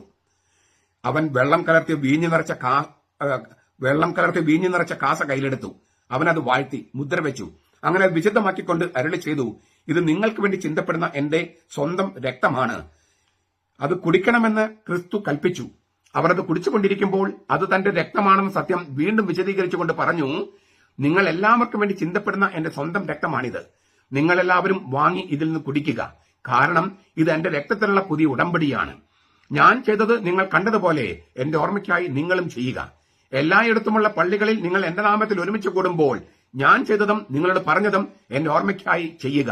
എന്റെ ശരീരം ഭക്ഷിക്കുക, എന്റെ രക്തം കുടിക്കുക. അത് പുതിയതും പഴയതുമായ ഉടമ്പടിയാണ്. ഹോമിലീസ് എന്ന് പറയുന്ന രചനയിൽ 4:4-4:6 ഞാൻ വായിച്ചത്, വിശുദ്ധ എഫ്രൈമിന്റെ. ഈ സുറിയാനി സഭാപിതാവിന്റെ കുർബാനയെക്കുറിച്ചുള്ള വ്യാഖ്യാനം വളരെ ഗംഭീരമാണ്. വളരെ പുതുതായിട്ടുള്ള ഒരുപാട് ഉൾക്കാഴ്ചകൾ ഈ പറഞ്ഞതിനകത്തുണ്ട്. നിങ്ങൾ ഞാൻ വായിച്ചത് നല്ല സ്പീഡിലാണ് ഞാൻ വായിച്ചത്. അത് നിങ്ങൾ 2-3 വർഷം കേട്ട് കഴിഞ്ഞാൽ ആ പുതുമയിൽ ചില കാര്യങ്ങളെങ്കിലും നിങ്ങളുടെ മനസ്സിലേക്ക് വരും. ഞാൻ അതിൽ ചില കാര്യങ്ങൾ മാത്രം ഒന്ന് ഓടിച്ച് പറഞ്ഞു പോകുകയാണ്. ഒന്ന്, കർത്താവ് ഈശോ സ്വന്തം കൈകളിൽ അപ്പം എടുത്ത് അത് അപ്പം എടുക്കുന്ന സമയത്ത് അത് വെറും അപ്പം മാത്രമായിരുന്നു. അവനത് എടുത്ത് വാഴ്ത്തി എന്ന് പറഞ്ഞാൽ സ്വർഗത്തിൽ കണ്ണുകൾ ഉയർത്തി. അത് കഴിഞ്ഞിട്ട് ഇങ്ങനെ മുകളിലേക്ക് പൊക്കി പിടിക്കുന്ന ദൈവത്തിന് കൊടുക്കുന്നതിന് പ്രതീകമാണ്. എന്നിട്ട് അതിൽ മുദ്ര വെച്ചൊന്നാണ്. മുദ്ര വെച്ചെന്ന് വെച്ചാൽ മുദ്ര എന്ന് പറയുന്നത് പരിശുദ്ധാത്മാവാണ്. അതിൽ പരിശുദ്ധാത്മനെ ഇട്ടു. ഈ അപ്പത്തിൽ പരിശുദ്ധാത്മനെ ഇട്ടു. ഈ ട്രാൻസ്സബ്സ്റ്റാൻസിയേഷൻ എന്ന് പറഞ്ഞ സത്താതീത മാറ്റം, ചിലത് സത്താഭേദം സത്താമാറ്റം എന്നൊക്കെ പറയുന്നുണ്ട്. ഞാൻ മനസ്സിലാക്കുന്നത് സത്താതീത മാറ്റം എന്നാണ്. സബ്സ്റ്റാൻഷ്യൽ ചേഞ്ച് ആണ് സത്താമാറ്റം. ട്രാൻസ്സബ്സ്റ്റാൻസിയേഷൻ സത്താതീത മാറ്റമാണെന്നാണ് ഞാൻ മനസ്സിലാക്കണേ. അങ്ങനെ താത്വികമായിട്ടുള്ള തത്വജ്ഞാനത്തിന്റെ ഭാഷയിലൊക്കെ തന്നെ വ്യാഖ്യാനിക്കുന്നുണ്ട്. വ്യാഖ്യാനമൊക്കെ നല്ലത് തന്നെ. പക്ഷെ അതിലേക്കൊന്നും പോകാതെ വളരെ ബിബ്ലിക്കലായിട്ട് വിശുദ്ധ എഫ്രൈം പറയും, തത്വജ്ഞാനത്തിലേക്ക് പോകാതെ ബിബ്ലിക്കലായിട്ട് പറയാണ്, പരിശുദ്ധാത്മാവിനെ ഈ അപ്പത്തിലേക്ക് ഇട്ടു. ആര്? ഈ യേശുക്രിസ്തു. അപ്പോ പരിശുദ്ധാത്മാവിനെ ഇടുകയാണ്. ഇതാണ് മുദ്ര വെച്ചെന്ന് പറയണേ. എന്നിട്ട് പിതാവിന്റെയും പരിശുദ്ധ നാമത്തിൽ അതിനെ വിശുദ്ധമാക്കി. പിതാവിന്റെയും പരിശുദ്ധാത്മാവിന്റെയും നാമത്തിൽ. നാമം ആരാണ്? യേശു നാള്. അപ്പൊ പിതാവിന്റെയും പുത്രന്റെയും നാമമായ യേശു അത് വിശുദ്ധമാക്കി. എന്നിട്ട് അവൻ അത് മുറിച്ചു. തന്റെ കൃപാപൂർവം ദയാൽ അവന്റെ ശിഷ്യന്മാർ ഓരോരുത്തർക്ക് അവൻ കൊടുത്തു. ഈ അപ്പത്തെ അവൻ തന്റെ ജീവിക്കുന്ന ശരീരം എന്ന് വിളിച്ചുകൊണ്ട് അവൻ പരിശുദ്ധാത്മാവ് കൊണ്ടും സ്വന്തം ജീവൻ കൊണ്ടും അത് നിറച്ചു. ഞാൻ പറഞ്ഞ കാര്യം ഒന്നുകൂടി വിശുദ്ധൻ ആവർത്തിച്ചിരിക്കുക. അതിൽ മുദ്ര വെച്ചു, അതിൽ പരിശുദ്ധാത്മൻ ഇട്ടു എന്ന കാര്യം അദ്ദേഹം തന്നെ വെളിപ്പെടുത്തിയിരിക്കുകയാണ്. അവൻ ഇത് ജീവിക്കുന്ന ശരീരമാണെന്ന് പറഞ്ഞുകൊണ്ട് അവൻ പരിശുദ്ധാത്മാവ് കൊണ്ടും സ്വന്തം ജീവൻ കൊണ്ടും അത് നിറച്ചു. തന്റെ ജീവൻ ആ അപ്പത്തിലിട്ടു, പരിശുദ്ധാത്മാവിനെ അതിലിട്ടു. അപ്പൊ പരിശുദ്ധാത്മാവിനെ അതിൽ വെച്ചു എന്നുള്ളതാണ് എന്റെ പോയിന്റ്. അത് അപ്പം മാറി തന്റെ ശരീരമായി മാറുന്നതിന് കാരണം തന്റെ ജീവൻ പരിശുദ്ധാത്മാവിനെ അതിലിട്ടുകൊണ്ട് കർത്താവ് ജീവൻ അതിൽ വെക്കുന്നത് കൊണ്ടാണ്. തന്റെ വലത്തുകരത്താൽ വിശുദ്ധമാക്കിയ ആ അപ്പമെടുത്ത് തന്റെ വലത്തുകരം എന്നുള്ളത് പരിശുദ്ധാത്മാവിന് മറ്റൊരു വാക്കാണ്. വലത്തുകരം എന്നുള്ളത് ബൈബിളിലെ പരിശുദ്ധാത്മ മറ്റൊരു വാക്കാണ്. തന്റെ വലത്തുകരത്താൽ എന്ന് വെച്ചാൽ പരിശുദ്ധാത്മാവിനാൽ വിശുദ്ധമാക്കിയ ആ അപ്പമെടുത്ത് അവൻ തന്റെ കൈ നീട്ടി ഇല്ലേ അവർക്ക് കൊടുത്തുകൊണ്ട് പറഞ്ഞു, എന്റെ വചനം കൊണ്ട് വിശുദ്ധമാക്കിയ ഈ അപ്പത്തിൽ നിങ്ങൾ എല്ലാവരും വാങ്ങുക. നമ്മൾ ആദ്യം പറഞ്ഞു മുദ്ര വെച്ചു, പിന്നെ നാമത്താൽ വിശുദ്ധമാക്കി, പരിശുദ്ധാത്മാവിനെ ഇട്ടു, കർത്താവ് ജീവൻ വെച്ചു. ഇപ്പൊ പറയാണ് വചനം കൊണ്ട് വിശുദ്ധമാക്കി. ഇതിനേക്കാൾ ലളിതമായിട്ട് കുർബാനയെ വ്യാഖ്യാനിക്കാൻ ആർക്കെങ്കിലും കഴിയുമോ? ഗംഭീര വ്യാഖ്യാനമാണ് സുറിയാനി സഭാപിതാവായ എഫ്രൈം, കവിയും ഒക്കെയാണ്, പാട്ടുകാരനും സംഗീതജ്ഞനാണ് അദ്ദേഹം പറയുന്നത്. എന്റെ വചനം കൊണ്ട് വിശുദ്ധമാക്കിയ ആ അപ്പത്തിൽ നിന്ന് നിങ്ങൾ എല്ലാവരും വാങ്ങുക. ബെനഡിക്ട് മാർപ്പാപ്പ വിശുദ്ധ കുർബാനയെ കുറിച്ച് പറയുമ്പോൾ ട്രാൻസ്സബ്സ്റ്റാൻസിയേഷൻ, ട്രാൻസ്സിഗ്നിഫിക്കേഷൻ, ട്രാൻസ്ഫൈനലൈസേഷൻ ഇങ്ങനെ വാക്കുകളൊന്നും ഉപയോഗിക്കുന്നില്ല. ഈ എഫ്രൈം പറഞ്ഞതുപോലെ 3 വാക്കുകളാണ് അദ്ദേഹം ഉപയോഗിക്കുന്നത്. 1 പരിശുദ്ധാത്മൻ ശക്തിയാൽ, 2 ക്രിസ്തുവിന്റെ വചനത്തിന് ശക്തിയാൽ, 3 അവൻ ഉത്ഥാനം ചെയ്തു എന്ന കാരണം കൊണ്ട്. ഉത്ഥാനത്തിന്റെ ശക്തിയാൽ, അവൻ നമുക്ക് നൽകിയ ആദ്യ ഫലമായ ആദ്യ ഗഡുവായ പരിശുദ്ധാത്മൻ ശക്തിയാൽ, അവന്റെ വചനത്തിന്റെ ശക്തിയാൽ. ഇങ്ങനെയാണ് വിശുദ്ധ കുർബാന, അതായത് ഈ അപ്പം കർത്താവിന് ശരീരമാകുന്നത്. അവന്റെ വചനത്തിന്റെ ശക്തി, അവന്റെ പരിശുദ്ധാത്മാവിന്റെ ശക്തി, അവന്റെ ഉത്ഥാനത്തിന്റെ ശക്തി. ഈ 3 സംഗതികളാണ്. ഇത് കുറച്ചുകൂടി വിശദീകരിച്ച് പറഞ്ഞിരിക്കുകയാണ് വിശുദ്ധ എഫ്രൈം. എന്റെ വചനം കൊണ്ട് വിശുദ്ധമാക്കിയ ആ അപ്പത്തിൽ നിന്ന് നിങ്ങളെല്ലാവരും വാങ്ങുക. ഞാൻ നിങ്ങൾക്ക് നൽകിയ ഇതിനെ വെറും അപ്പമായി പരിഗണിക്കരുത്. പ്രത്യുത ഇത് വാങ്ങി ഭക്ഷിക്കുക. എന്തെന്നാൽ ഇത് ജീവന്റെ അപ്പമാണ്. കാരണം എന്റെ ജീവൻ ഞാൻ അതിൽ വെച്ചിട്ടുണ്ട്. അതാണ് കർത്താവ് പറയണേ. അതിനാൽ തന്നെ അതിന്റെ നുറുക്കുകളും ചെറുതരികളും അവിടെയും ഇവിടെയും ഇടരുത്. എന്നാൽ ഞാൻ എന്റെ ശരീരമെന്ന് ഇതിന് വിളിച്ചത് അത് സത്യമായും എന്റെ ശരീരമായതുകൊണ്ടാണ്. എന്റെ ശരീരമെന്ന് ഞാനിത് വിളിച്ചത് അത് സത്യമായ എന്റെ ശരീരമായതുകൊണ്ടാണ്. പെന്തക്കോസ്തുകാരെ, ദൈവസഭക്കാരെ, യഹോവ സാക്ഷികളെ, ബ്രദറൻ അസംബ്ലിക്കാരെ, പാസ്റ്റേഴ്സ്, ഈ കത്തോലിസം വിട്ടുപോയവരെ, നിങ്ങളൊക്കെ ഒന്ന് കേൾക്കൂ. കുർബാനയെക്കുറിച്ചുള്ള വ്യാഖ്യാനമാണ്. ആയിരക്കണക്കിന് ആളുകളെ വിശുദ്ധമാക്കാൻ കെൽപ്പുള്ളതാണ് ഇതിൽ ഓരോ ചെറുതരിയും കുർബാനയിലെ. അത് ഭക്ഷിക്കുന്നവർക്ക് ജീവൻ നൽകാനും അത് പര്യാപ്തമാണ്. മനസ്സിൽ സംശയം താലോലിക്കാതെ എടുക്കുക, ഭക്ഷിക്കുക. പെന്തക്കോസ്തുകാരെ, യഹോവ സാക്ഷികളെ, കത്തോലിക്ക സഭയ്ക്ക് തിരിച്ചു വരിക.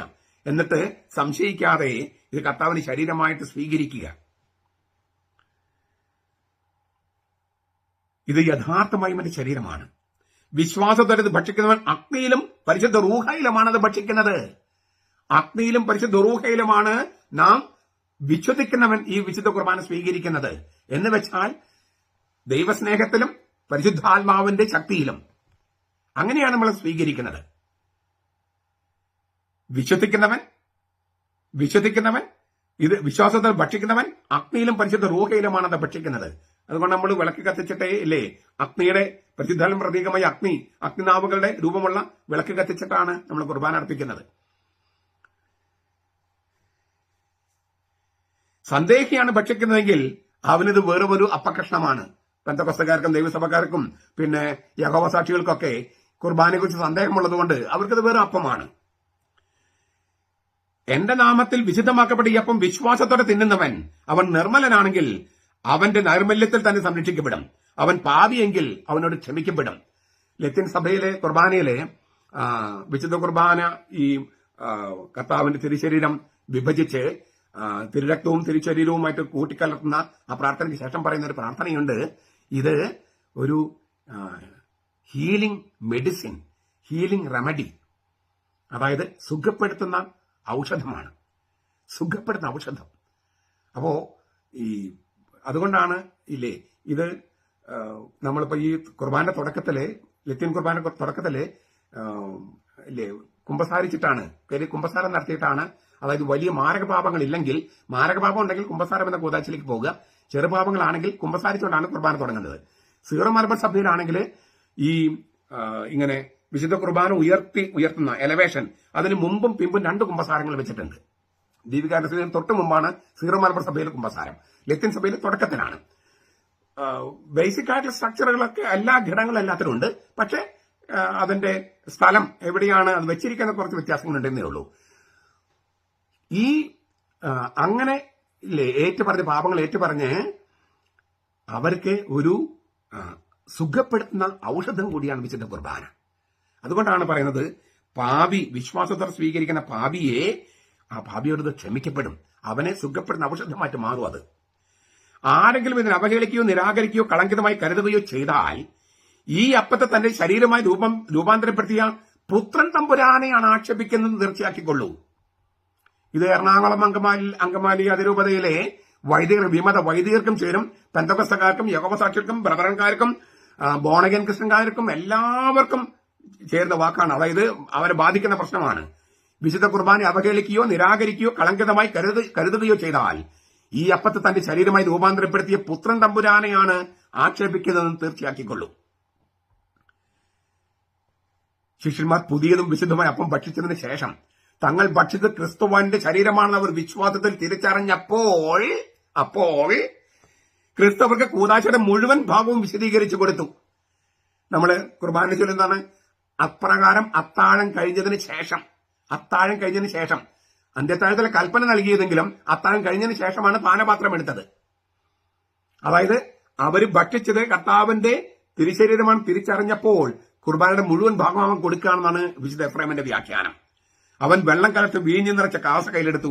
അവനത് വാഴ്ത്തി പിതാവിന്റെ പക്കലേക്ക് പൊക്കിപ്പിടിച്ചു. എന്നിട്ട് മുദ്ര വെച്ചു, പരിശുദ്ധാത്മാവിൽ ഇട്ടു. അങ്ങനെ അതിനെ വിശുദ്ധമാക്കിക്കൊണ്ട് അരുളി ചെയ്തു, ഇത് നിങ്ങൾക്ക് വേണ്ടി ചിന്തപ്പെടുന്ന എന്റെ സ്വന്തം രക്തമാണ്. അത് കുടിക്കണമെന്ന് ക്രിസ്തു കൽപ്പിച്ചു. അവർ അത് കുടിച്ചുകൊണ്ടിരിക്കുമ്പോൾ അത് തന്റെ രക്തമാണെന്ന് സത്യം വിശദീകരിച്ചുകൊണ്ട് അവൻ പറഞ്ഞു, നിങ്ങൾ എല്ലാവർക്കും വേണ്ടി കുരിശിൽ ചിന്തപ്പെടുന്ന എന്റെ സ്വന്തം രക്തമാണിത്. കുരിശനെ ഉത്ഥാനത്തെ മുൻകൂറായി കൊണ്ടുവരികയാണ് അന്ത്യത്താഴത്തിലേക്ക്. നിങ്ങളെല്ലാവരും വാങ്ങി ഇതിൽ നിന്ന് കുടിക്കുക. കാരണം ഇത് എന്റെ രക്തത്തിലുള്ള പുതിയ ഉടമ്പടിയാണ്. ഞാൻ ചെയ്തത് നിങ്ങൾ കണ്ടതുപോലെ എന്റെ ഓർമ്മയ്ക്കായി നിങ്ങളും ചെയ്യുക. എല്ലായിടത്തുള്ള പള്ളികളിൽ നിങ്ങൾ എന്റെ നാമത്തിൽ ഒരുമിച്ച് കൂടുമ്പോൾ ഞാൻ ചെയ്തതും നിങ്ങളോട് പറഞ്ഞതും എന്റെ ഓർമ്മയ്ക്കായി ചെയ്യുക. അതാണ് കത്തോലിക്ക സഭ ചെയ്യുന്നത്. എന്റെ ശരീരം ഭക്ഷിക്കുക, എന്റെ രക്തം കുടിക്കുക. അത് പുതിയതും പഴയതുമായ ഉടമ്പടിയാണ്. പഴയ ഉടമ്പടിയെ പൂർണ്ണമായിട്ട് റദ്ദാക്കിയിട്ടില്ല, അതിന് പുതിയതിലേക്ക് കൊണ്ടുവന്നിരിക്കുകയാണ്. അതുകൊണ്ടാണ് നിയമത്തെയോ പ്രവാചകന്മാർ റദ്ദാക്കാനല്ല ഞാൻ വന്നതെന്ന് കർത്താവ് പറഞ്ഞത്. എത്ര മനോഹരമായ വ്യാഖ്യാനമാണ്. ഓരോ വാക്കുകൾക്കും ഓരോ കിൻഡൽ തൂക്കമുണ്ട് വിശുദ്ധ എഫ്രൈമിന്റെ. അതും കാവ്യാത്മകമായിട്ട് അവതരിപ്പിച്ചിരിക്കുന്നു.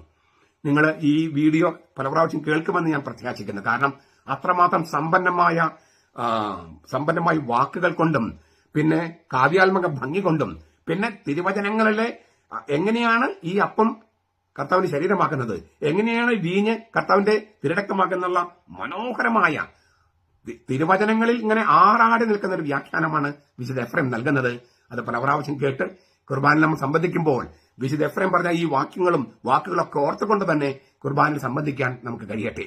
നമ്മുടെ കർത്താവ് ഈശോ മിശിഹായുടെ കൃപയും പിതാവായ ദൈവത്തിന്റെ സ്നേഹവും പരിശുദ്ധാത്മാവിന്റെ സഹവാസവും നാം എല്ലാവരോടും കൂടി ഉണ്ടായിരിക്കട്ടെ, ഇപ്പോഴും എപ്പോഴും എന്നേക്കും. ആമീൻ. ഈശോ മിശിഹായ്ക്ക് സ്തുതിയായിരിക്കട്ടെ. ഞാൻ മാണി പറമ്പിലച്ചൻ. Liturgy class 17. വിശുദ്ധ അത്തനാസിയൂസ് 295 ക്രിസ്തുവർഷം 295 അദ്ദേഹം ജനിച്ചത്. ക്രിസ്തുവർഷം 373 അദ്ദേഹം മരിച്ചത്. പുതുതായി സ്നാനമേറ്റ മാമോദിസ സ്വീകരിച്ച ആളുകൾക്കുള്ള സന്ദേശം കൊടുക്കുമ്പോൾ, മതബോധന കൊടുക്കുമ്പോൾ അദ്ദേഹം അത്തനാസിയൂസ് വിശുദ്ധ കുർബാനയെക്കുറിച്ച് വളരെ മനോഹരമായ ഒരു വ്യാഖ്യാനം നൽകുന്നുണ്ട്. അദ്ദേഹം പറയാണ്, ലേവ്യര്, ആ വാക്കാണ് ഉപയോഗിക്കുന്നത്. അക്കാലത്ത് ഈ ശംശാനന്മാരും ഡീക്കന്മാരൊക്കെ ലേവ്യരെന്ന് വിളിച്ചിരുന്നത്. പുതിയ നിയമത്തിൽ പോലും ലേവ്യര് അപ്പവും വീഞ്ഞും കൊണ്ടുവരുന്നതും മേശപ്പുറത്ത് വയ്ക്കുന്നതും നിങ്ങൾ കണ്ടുവല്ലോ. പ്രാർത്ഥനകളും യാചനകളും അർപ്പിക്കാത്തിടത്തോളം അപ്പം വെറും അപ്പമാണ്, വീഞ്ഞ് വെറും വീഞ്ഞാണ്. എന്നാൽ മഹത്വമേറിയതും വിസ്മയാവഹവുമായ പ്രാർത്ഥനകൾ പൂർത്തിയായി കഴിയുമ്പോൾ അപ്പം നമ്മുടെ കർത്താവ് ഈശോ മിശിഹായുടെ ശരീരമായും വീഞ്ഞ് അവന്റെ രക്തമായും മാറുന്നു. അതിനാൽ നമുക്ക് ഈ രഹസ്യങ്ങളുടെ ആഘോഷത്തെ സമീപിക്കാം. മഹത്വമേറിയതും വിസ്മയാവഹവുമായ പ്രാർത്ഥനകളുടെ നേരത്ത് വചനം അപ്പത്തിലേക്കും വീഞ്ഞിലേക്കും വരുന്നു. അങ്ങനെയാണ് അതവന്റെ ശരീരമായി മാറുന്നത്. അങ്ങനെയാണ് അതിന് അവന്റെ ശരീരത്തിന്റെ മാധുര്യം വരുന്നത്. ഞാൻ ആ അവസാനത്തെ വാക്കുകൾ ഒന്നുകൂടി വായിക്കുകയാണ്. മഹത്വമേറിയതും വിസ്മയാവഹവുമായ പ്രാർത്ഥനകളുടെ നേരത്ത് വചനം അപ്പത്തിലേക്ക് വരുന്നു, വീഞ്ഞിലേക്ക് വരുന്നു. അങ്ങനെയാണ് അവയ്ക്ക് അവന്റെ ശരീരത്തിന്റെ മാധുര്യം കൈവരുന്നത്. ഇതിലെ ഈ അത്തനാസൻ സാക്ഷ്യത്തിനകത്ത് 2 കാര്യങ്ങൾ മാത്രം ഒന്ന് പറയാൻ ഞാൻ ആഗ്രഹിക്കണമെന്ന് ഹൈലൈറ്റ് ചെയ്യാം. ഒന്ന്, സഭയുടെ പ്രാർത്ഥന അതാണ് ഈ അപ്പത്തെയും വീഞ്ഞിനെയും കർത്താവിന്റെ തിരുശരീരക്തങ്ങളായി മാറ്റുന്ന കർമ്മം എന്ന് പറയുന്നത്. അനാഫർ എന്നൊക്കെ നമ്മൾ പറയുന്നത് സഭയുടെ പ്രാർത്ഥനയാണ്. കർത്താവ് അത് സഭയെ ഏൽപ്പിച്ചത് കൊണ്ടാണ് സഭയുടെ പ്രാർത്ഥന കൊണ്ട് അത് സംഭവിക്കുന്നത്. നിങ്ങൾ ഇത് എന്റെ ഓർമ്മയ്ക്കായി ചെയ്യുവിൻ. നിങ്ങളിത് അനുഷ്ഠിക്കുമ്പോഴൊക്കെ കർത്താവിന്റെ മരണം അവന്റെ ദ്വിതീയാഗമനം വരെ പ്രഖ്യാപിക്കുകയാണ്. ഇത് കർത്താവ് തന്നെ ഏൽപ്പിച്ചു തന്നതാണ്. സഭയെ ഏൽപ്പിച്ചു തന്നിട്ടുള്ളത് കൊണ്ട് സഭ ആ പ്രാർത്ഥന ചൊല്ലുമ്പോൾ അത് സംഭവിക്കുകയാണ്. മനസ്സിലായോ? അതാണ് ഒന്നാമത്തെ കാര്യം, സഭയുടെ പ്രാർത്ഥന. 2, ആ പ്രാർത്ഥനയിൽ പ്രാർത്ഥിക്കുമ്പോൾ എന്താണ് സംഭവിക്കുന്നത്? അദ്ദേഹം പറയാണ്, വചനം അപ്പത്തിലേക്ക് വരുന്നു. ഞാൻ അത് മുമ്പ് പറഞ്ഞിട്ടുണ്ട്. വൈദികൻ ഒരേ ഒരു വൈദികനെ ഉള്ളൂ, ഒരേ ഒരു പുരോഹിതനെ ഉള്ളൂ. അത് യേശുക്രിസ്തുവാണ്. ആ യേശുക്രിസ്തു എന്ന പുരോഹിതനിൽ നിൽക്കുന്ന ആ യേശുക്രിസ്തുവിൽ ആയിരിക്കുന്ന വൈദികൻ യേശുക്രിസ്തുവിന്റെ നാമത്തിൽ യേശുക്രിസ്തുവിന്റെ വചനം യേശുക്രിസ്തുവിന് വേണ്ടി ഉച്ചരിക്കുകയാണ്. ഇൻ പെർസോണ ക്രിസ്തി എന്നാണ് ലത്തീനിൽ പറയുക. വൈദികൻ യേശുക്രിസ്തുവിനായിരിക്കുകയാണ്, ഏക പുരോഹിതനിലായിരിക്കുകയാണ്. ഏക പുരോഹിതനായിരുന്നുകൊണ്ട് ഏക പുരോഹിതന് വേണ്ടി ഏക പുരോഹിതന്റെ വാക്ക് ഏക പുരോഹിതനോടൊപ്പം ഉച്ചരിക്കുകയാണ്. അപ്പോൾ അവന്റെ വചനം സർഗാത്മക വചനമല്ലേ, ക്രിയാത്മക വചനമല്ലേ? അവന്റെ വചനം എന്താണോ പറയുന്നത്, അവൻ എന്താണോ പറയുന്നത്, അതിൽ സംഭവിക്കില്ലേ? അപ്പൊ ഇതെന്റെ ശരീരമാണ്, ഇതെന്റെ രക്തമാണെന്ന് കർത്താവിന് വേണ്ടി കർത്താവിലായിരിക്കുന്ന വൈദികൻ പറയുകയാണ്. അപ്പോൾ കർത്താവിന്റെ വചനമാണ് ഈ അപ്പത്തിലേക്ക് വരുന്നത്, കർത്താവിന്റെ വചനമാണ് വീഞ്ഞിലേക്ക് വരുന്നത്. അങ്ങനെയാണ് അതിന് കർത്താവിന്റെ തന്നെ ശരീരത്തിന്റെ മാധുര്യം വരുന്നത്. അങ്ങനെയാണ് കർത്താവിന്റെ തന്നെ രക്തത്തിന്റെ മാധുര്യം വരുന്നത്. ഇതാണ് അത്തനാസീസിന്റെ വ്യാഖ്യാനം. ചുരുക്കത്തില് ഈ വിശുദ്ധ കുർബാന കർത്താവ് സ്ഥാപിച്ചിട്ടില്ലെന്നും ഇത് കർത്താവിന് ശരീരമായി മാറുന്നില്ല, രക്തമായി മാറുന്നില്ല എന്നൊക്കെ പെന്തക്കോസ്തക്കാര്, ദൈവസഭക്കാര്, യാക്കോബ സാക്ഷികള്, ബ്രദർ അസംബ്ലിക്കാർ ഇങ്ങനെ പറയുന്ന ഒരുപാട് പേരുണ്ടല്ലോ. അവരുടെ വ്യാഖ്യാനങ്ങളൊക്കെ തെറ്റാണെന്ന് വ്യക്തമാക്കുകയാണ് ഈ കർത്താവിൽ നിന്നും സ്ലീഹന്മാരിൽ നിന്നും പ്രബോധനങ്ങൾ സ്വീകരിച്ച അപ്പസ്തോലിക പിതാക്കന്മാരും സഭാപിതാക്കന്മാരും ഇതുപോലെ സാക്ഷ്യം നൽകുമ്പോൾ. ഇത് എന്തുമാത്രം സാക്ഷ്യങ്ങൾ നമ്മൾ നൽകിയത്? ഞാൻ കുറച്ചുകൂടി മുന്നോട്ട് പോകുന്നതിന് കാരണം ഇത് നമ്മൾ ആഴത്തിൽ വേരോടേണ്ട ഒരു സംഗതിയാണ്, സഭാപിതാക്കന്മാരുടെ വ്യാഖ്യാനങ്ങൾ. അപ്പൊ നമ്മൾ ഈ കുറച്ച് സഭാപിതാക്കന്മാരുടെ വ്യാഖ്യാനം കുറച്ചുകൂടി നമുക്ക് നൽകപ്പെടേണ്ടതുണ്ട്. കാരണം ഞാൻ മുമ്പ് പറഞ്ഞു, ഓരോ സഭാപിതാവും ഈ പുതിയ ചില മാനങ്ങൾ, കുർബാനയുടെ പുതിയ ചില മാനങ്ങൾ, പുതിയ ചില പദാവലികളെ ഉപയോഗിച്ച് ഒരേ രഹസ്യത്തിന്റെ തന്നെ വിവിധ ചക്രവാളങ്ങൾ അവതരിപ്പിക്കുന്നുണ്ട്. നമ്മളത് മനസ്സിലാക്കേണ്ടതുണ്ട്. ഇതെല്ലാം ഇല്ലേ നമ്മുടെ ഈ പ്രത്യേകിച്ച് ഇപ്പം കുർബാനയെക്കുറിച്ച് നല്ല ആഴമേറിയ ഒരു ഉൾക്കാഴ്ച അല്ലെങ്കിൽ അവബോധമുള്ള ഒരു കാലയളവിൽ നമ്മൾ ജീവിക്കുന്നത്. അതുകൊണ്ട് തന്നെ എന്തുമാത്രം എതിർപ്പുകളുണ്ടോ അത്രത്തോളം തന്നെ ആഴത്തിലേക്ക് പോകാനുള്ള സാധ്യതകളും തെളിഞ്ഞു വരികയാണ്. അതുകൊണ്ട് ഈ സന്ദർഭം തന്നെയാണ് വിശുദ്ധ കുർബാന്റെ ആഴത്തിലേക്ക് പ്രവേശിക്കാനുള്ള സംഗതി എന്ന് ഞാൻ വിചാരിക്കുന്നു. വീണ്ടും ഒരു കാര്യം കൂടി ഞാൻ പറയുകയാണ്. ചിലപ്പോൾ 3-ാമത്തെ 4-ാമത്തെ പ്രാവശ്യക്കാണ് ഞാൻ ആവർത്തിക്കുന്നത്. പക്ഷേ എല്ലാവരും എല്ലാ വീഡിയോയും കാണുന്നവരല്ല, അതുകൊണ്ട് ആവർത്തിക്കുന്ന തെറ്റില്ലെന്ന് ഞാൻ വിചാരിക്കുന്നു. വിശുദ്ധ ജോൺ മരിയ വിയാനി ഒരിക്കല് ഇടവക്കാരോട് ചോദിച്ചു, ആരാണ് വൈദികൻ? അദ്ദേഹം തന്നെ എന്നിട്ട് മറുപടി പറഞ്ഞു, വൈദികൻ ഒരു മനുഷ്യനാണ്. പക്ഷെ ആ മനുഷ്യന് ഒരു പ്രത്യേകതയുണ്ട്. എന്താണ്? ആ മനുഷ്യനെ ദൈവം അനുസരിക്കുന്നു. ഏത് മനുഷ്യനെയാണോ ദൈവം അനുസരിക്കുന്നത് ആ മനുഷ്യനാണ് വൈദികൻ. ഏത് മനുഷ്യനെയാണോ ദൈവം അനുസരിക്കുന്നത് ആ മനുഷ്യനാണ് വൈദികൻ. സീറോ മലബാർ സഭയിലാണെങ്കിലും ലത്തീൻ പ്രീത്തിലാണെങ്കിലും വൈദികൻ ജനങ്ങളുടെ നേരെ തിരിഞ്ഞിട്ട് കൈകളിങ്ങനെ വിടർത്തിട്ട് പറയും, ഈ കുർബാനന്റെ കരങ്ങൾ വഴി പൂർത്തിയാക്കാൻ നിങ്ങൾ എനിക്ക് വേണ്ടി പ്രാർത്ഥിക്കുക. എന്നിട്ട് കരങ്ങൾ വഴി പൂർത്തിയാക്കാൻ, എന്നിട്ട് ആ കരങ്ങൾ സ്വർഗത്തിലേക്ക് ഉയർത്തിയിട്ട് ദൈവത്തോട് പറയാണ്, കർത്താവിന്റെ പരിശുദ്ധാത്മാവ് എഴുന്നള്ളി വരട്ടെ, കർത്താവിന്റെ പരിശുദ്ധാത്മാവ് എഴുന്നള്ളി വരട്ടെ. അപ്പോൾ പരിശുദ്ധാത്മാവ് എഴുന്നള്ളി വരികയാണ്. അങ്ങനെ അത് ചെയ്യാമെന്ന് ദൈവം വാക്ക് തന്നിട്ടുണ്ട്. വൈദികൻ കരങ്ങൾ ഉയർത്തി നിന്റെ പരിശുദ്ധാത്മാവ് എഴുന്നള്ളി വരട്ടെ എന്ന് പറയുമ്പോൾ പരിശുദ്ധാത്മാൻ അയക്കാനും ഈ അപ്പത്തെയും വീഞ്ഞിനെയും ക്രിസ്തുവിന്റെ ശരീരക്തങ്ങൾ മാറ്റാനും തയ്യാറാണെന്ന് ദൈവം വാക്ക് നൽകിയിട്ടുണ്ട്. ആ വാക്കാണ് ഇത് നിങ്ങൾ എന്റെ ഓർമ്മയ്ക്കായി ചെയ്യുവനെന്ന ആ കൽപ്പനയിലൂടെ കർത്താവ് ഈശോ മിശിഹാ തന്നെ നൽകിയത്. നിങ്ങൾ തന്റെ ഓർമ്മയ്ക്കായി ചെയ്യുക. അത് യോഹന്നാന്റെ സുവിശേഷത്തിൽ ഈ പൗരോഹിത്യം സ്ഥാപിക്കുന്നതുമായിട്ട് ബന്ധപ്പെട്ട രംഗത്ത് പറയുന്നുണ്ട്. നിങ്ങൾ ഇതുവരെയും എന്റെ നാമത്തിൽ ഒന്നും ചോദിച്ചിട്ടില്ല, എന്റെ നാമത്തിൽ ചോദിക്കുക, അത് ഞാൻ ചെയ്തു തരും. ക്രിസ്തുവിന്റെ നാമത്തിൽ ചോദിക്കുന്നത് പരീക്ഷയ്ക്ക് മാർക്ക് കിട്ടാനോ അല്ലെങ്കിൽ ഒരു ഫ്ലാറ്റ് വാങ്ങിക്കാനോ ഒരു വിസ കിട്ടാനോ ഒന്നും അല്ലല്ലോ. കർത്താവിന്റെ നാമത്തിൽ ചോദിക്കുന്നത് വിശുദ്ധ കൂദാശകൾ മാത്രമാണ്. കർത്താവിന്റെ നാമത്തിൽ ചോദിക്കുന്ന അത് സവിശേഷമായ പ്രാർത്ഥനയാണ്. ആ കർത്താവിന്റെ നാമത്തിൽ ചോദിക്കുന്നത് അവൻ ചെയ്തു തരും. അങ്ങനെ ചെയ്തു തരുന്ന രംഗമാണ് വിശുദ്ധ കൂദാശകൾ.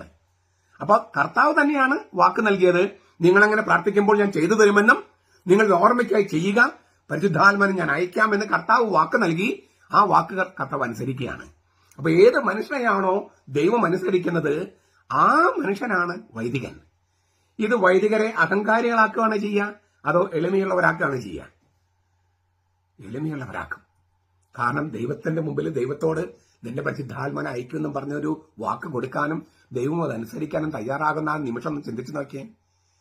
ഇതാണ് കുർബാനയിൽ സംഭവിക്കുന്നത്. കർത്താവിന്റെ പരിശുദ്ധാത്മാവ് എഴുന്നള്ളി വരട്ടെ എന്ന് പറയുമ്പോൾ ദൈവം പരിശുദ്ധാത്മാവിനെ അയക്കുകയാണ്. അത് മറ്റൊരു തരത്തിൽ അത്തനാസിസ് വ്യാഖ്യാനിച്ചതാണ്. വചനം അപ്പത്തിലേക്ക് വരുന്നു, വചനം വീഞ്ഞിലേക്ക് വരുന്നു. അങ്ങനെയാണ് അത് ക്രിസ്തുവിന്റെ ശരീരത്തിന്റെ മാധുര്യവും രക്തത്തിന്റെ മാധുര്യവും വഹിക്കുന്നത് എന്നാണ് അത്തനാസിസിന്റെ വ്യാഖ്യാനം. ഈ വ്യാഖ്യാനവും ഇതെല്ലാം കേട്ടുകൊണ്ടും ധ്യാനിച്ചുകൊണ്ടും കുർബാനയിൽ സംബന്ധിക്കാൻ നമുക്ക് കഴിയട്ടെ. നമ്മുടെ കർത്താവ് യേശു മിശിഹായുടെ കൃപയും പിതാവായ ദൈവത്തിന്റെ സ്നേഹവും പരിശുദ്ധാത്മാവിന്റെ സഹവാസവും നാം എല്ലാവരോടും കൂടി ഉണ്ടായിരിക്കട്ടെ, ഇപ്പോഴും എപ്പോഴും എന്നേക്കും. ആമേൻ. ഈശോ മിശിഹായ്ക്ക് സ്തുതിയായിരിക്കട്ടെ. ഞാൻ മാണിപ്പറമ്പിലച്ചൻ. ലിറ്റർജി ക്ലാസ് 18 2033 എന്ന മഹാജൂബിലി വത്സരത്തെ എതിരേൽക്കാൻ നമ്മുടെ കർത്താവ് യേശു മിശിഹ മരിച്ചു ഉത്ഥാനം ചെയ്തിട്ട് കൃത്യം 2000 വർഷം തികയുന്ന മഹാജൂബിലി, ആ വത്സരത്തെ എതിരേൽക്കാൻ നമ്മൾ 9 വർഷങ്ങൾ നീണ്ടു നിൽക്കുന്ന ഒരു ധ്യാന പരമ്പരയിലാണ്. ഞായറാഴ്ചകൾ നമ്മൾ ലിറ്റർജിയാണ് ചിന്തിക്കുന്നത്. നമ്മുടെ കർത്താവ് യേശു മിശിഹ സഭയെ ഏൽപ്പിച്ച ലിറ്റർജി, അത് സഭ അത് സ്ലീഹന്മാരെ ഏൽപ്പിച്ചു. സ്ലീഹന്മാര് അപ്പസ്തോലിക പിതാക്കന്മാരെ ഏൽപ്പിച്ചു, ശ്ലൈഹി പിതാക്കന്മാരെ അവര് സഭാപിതാക്കന്മാരെ ഏൽപ്പിച്ചു. അങ്ങനെ പോരുകയാണ്. അവരെല്ലാവരും ഈ കുർബാനയെക്കുറിച്ച് പല വ്യാഖ്യാനങ്ങൾ നൽകിയിട്ടുണ്ട്. അവരെങ്ങനെയാണ് കുർബാനയെ മനസ്സിലാക്കിയതെന്ന് എഴുതി വെച്ചിട്ടുണ്ട്, പറഞ്ഞിട്ട് പഠിപ്പിച്ചിട്ടുണ്ട്. അതാണ് നമ്മൾ ചിന്തിച്ചുകൊണ്ടിരിക്കുന്നത്. ഇന്ന് നമ്മൾ ചിന്തിക്കുന്നത് ജെറൂസലേമിലെ വിശുദ്ധ സിറിയിൽ പറഞ്ഞതാണ്. 313 അദ്ദേഹം ജനിച്ചത്, 386 അദ്ദേഹം മരിച്ചത്. അദ്ദേഹത്തിന്റെ വ്യാഖ്യാനം, വിശുദ്ധ കുർബാനയെക്കുറിച്ചുള്ള വ്യാഖ്യാനം വളരെ ഗംഭീരമാണ്. നമുക്കൊന്ന് കേൾക്കാം. ആരാധ്യനായ പരിശുദ്ധ തൃത്വത്തിന്റെ ആവാഹനത്തിനുള്ള പ്രാർത്ഥനയ്ക്ക് മുമ്പ് അപ്പം വെറും അപ്പമാണ്, വീഞ്ഞ് വെറും വീഞ്ഞാണ്. എന്നാൽ ആവാഹന പ്രാർത്ഥനയ്ക്ക് ശേഷം അപ്പം ക്രിസ്തുവിന്റെ ശരീരവും വീഞ്ഞ് ക്രിസ്തുവിന്റെ രക്തവുമാണ്. അനുഗ്രഹീതനായ പൗലോസിന്റെ പ്രബോധനം മാത്രം മതി ഈ ദൈവിക രഹസ്യങ്ങളുടെ സുനിശ്ചിതത്വം ഉറപ്പിക്കാൻ. അദ്ദേഹം പ്രഖ്യാപിക്കുന്നു, കർത്താവായ യേശു താൻ ഏൽപ്പിച്ചു കൊടുക്കപ്പെട്ട രാത്രിയിൽ അപ്പമെടുത്ത് കൃപയ്ക്ക് അർപ്പിച്ചതിനു ശേഷം മുറിച്ച് അരുളി ചെയ്തു, ഇത് നിങ്ങൾക്ക് വേണ്ടിയുള്ള എന്റെ ശരീരം, എന്റെ ഓർമ്മയ്ക്കായി നിങ്ങൾ ഇത് ചെയ്യുവിൻ. അപ്രകാരം തന്നെ അത്താഴത്തിന് ശേഷം അവൻ പാനപാത്രം എടുത്ത് അരുളി ചെയ്തു, ഈ പാനപാത്രം എന്റെ രക്തത്തിലുള്ള പുതിയ ഉടമ്പടിയാണ്, നിങ്ങളിത് കുടിക്കുമ്പോഴെല്ലാം എന്റെ ഓർമ്മയ്ക്കായി ചെയ്യുവിൻ. അപ്പത്തെക്കുറിച്ച് അവൻ തന്നെ, ക്രിസ്തു തന്നെ ഇത് എന്റെ ശരീരമാണെന്ന് പ്രഖ്യാപിച്ചെങ്കിൽ അത് സംശയിക്കാൻ ധൈര്യമുള്ളവൻ ആര്? അപ്പത്തെക്കുറിച്ച് അവൻ, ക്രിസ്തു തന്നെ ഇത് എന്റെ ശരീരം ആകുന്നു എന്ന് പ്രഖ്യാപിച്ചെങ്കിൽ അത് സംശയിക്കാൻ ചങ്കൂറ്റമുള്ളവൻ, ധൈര്യമുള്ളവൻ ആര്? യെരൂശലേമിലെ വിശുദ്ധ സിറിലിന്റെ ചോദ്യമാണ്. വീഞ്ഞിനെ കുറിച്ച് അവൻ തന്നെ, ക്രിസ്തു തന്നെ ഇത് എന്റെ രക്തം ആണ് എന്ന് പ്രഖ്യാപിച്ചെങ്കിൽ അതേക്കുറിച്ച് സന്ദേഹം വെച്ചു പുലർത്താൻ ആർക്കെങ്കിലും കഴിയുമോ? അദ്ദേഹം വീണ്ടും പറയാണ്, ആത്മീയ ഗീതങ്ങളുടെ ആലാപനത്തിന് ശേഷം നാം സർവം നന്മയായ ദൈവത്തോട് തന്റെ പരിശുദ്ധാത്മാവിനെ ബലിപീഠത്തിലുള്ള ദാനങ്ങളിലേക്ക് അയക്കാൻ പ്രാർത്ഥിക്കുന്നു. എന്തെന്നാൽ പരിശുദ്ധാത്മാവ് തൊട്ടാൽ അത് പവിത്രമാക്കപ്പെടുകയും രൂപാന്തരപ്പെടുകയും ചെയ്യും. അങ്ങനെ പരിശുദ്ധാത്മാവ് ആ ദാനങ്ങളെ ക്രിസ്തുവിന്റെ ശരീരരത്നങ്ങളായി രൂപാന്തരപ്പെടുത്തുന്നു. നിന്റെ പരിശുദ്ധാത്മാവിനെ അയക്കണമേ എന്ന് പറയുകയാണ്. അങ്ങനെ പരിശുദ്ധാത്മാവ് തൊട്ടാൽ അത് പവിത്രമാക്കപ്പെടും, അത് രൂപാന്തരപ്പെടും. അങ്ങനെ സർവം നന്മയ ആത്മീയ ഗീതങ്ങളുടെ സമാപനത്തില് ആലാപനത്തിന് ശേഷം നാം സർവം നന്മയായ ദൈവത്തോട് നിന്റെ പരിശുദ്ധാത്മാവിനെ അയക്കണമേ എന്ന് പറയാണ് എപ്പിക്ലേസിസ്.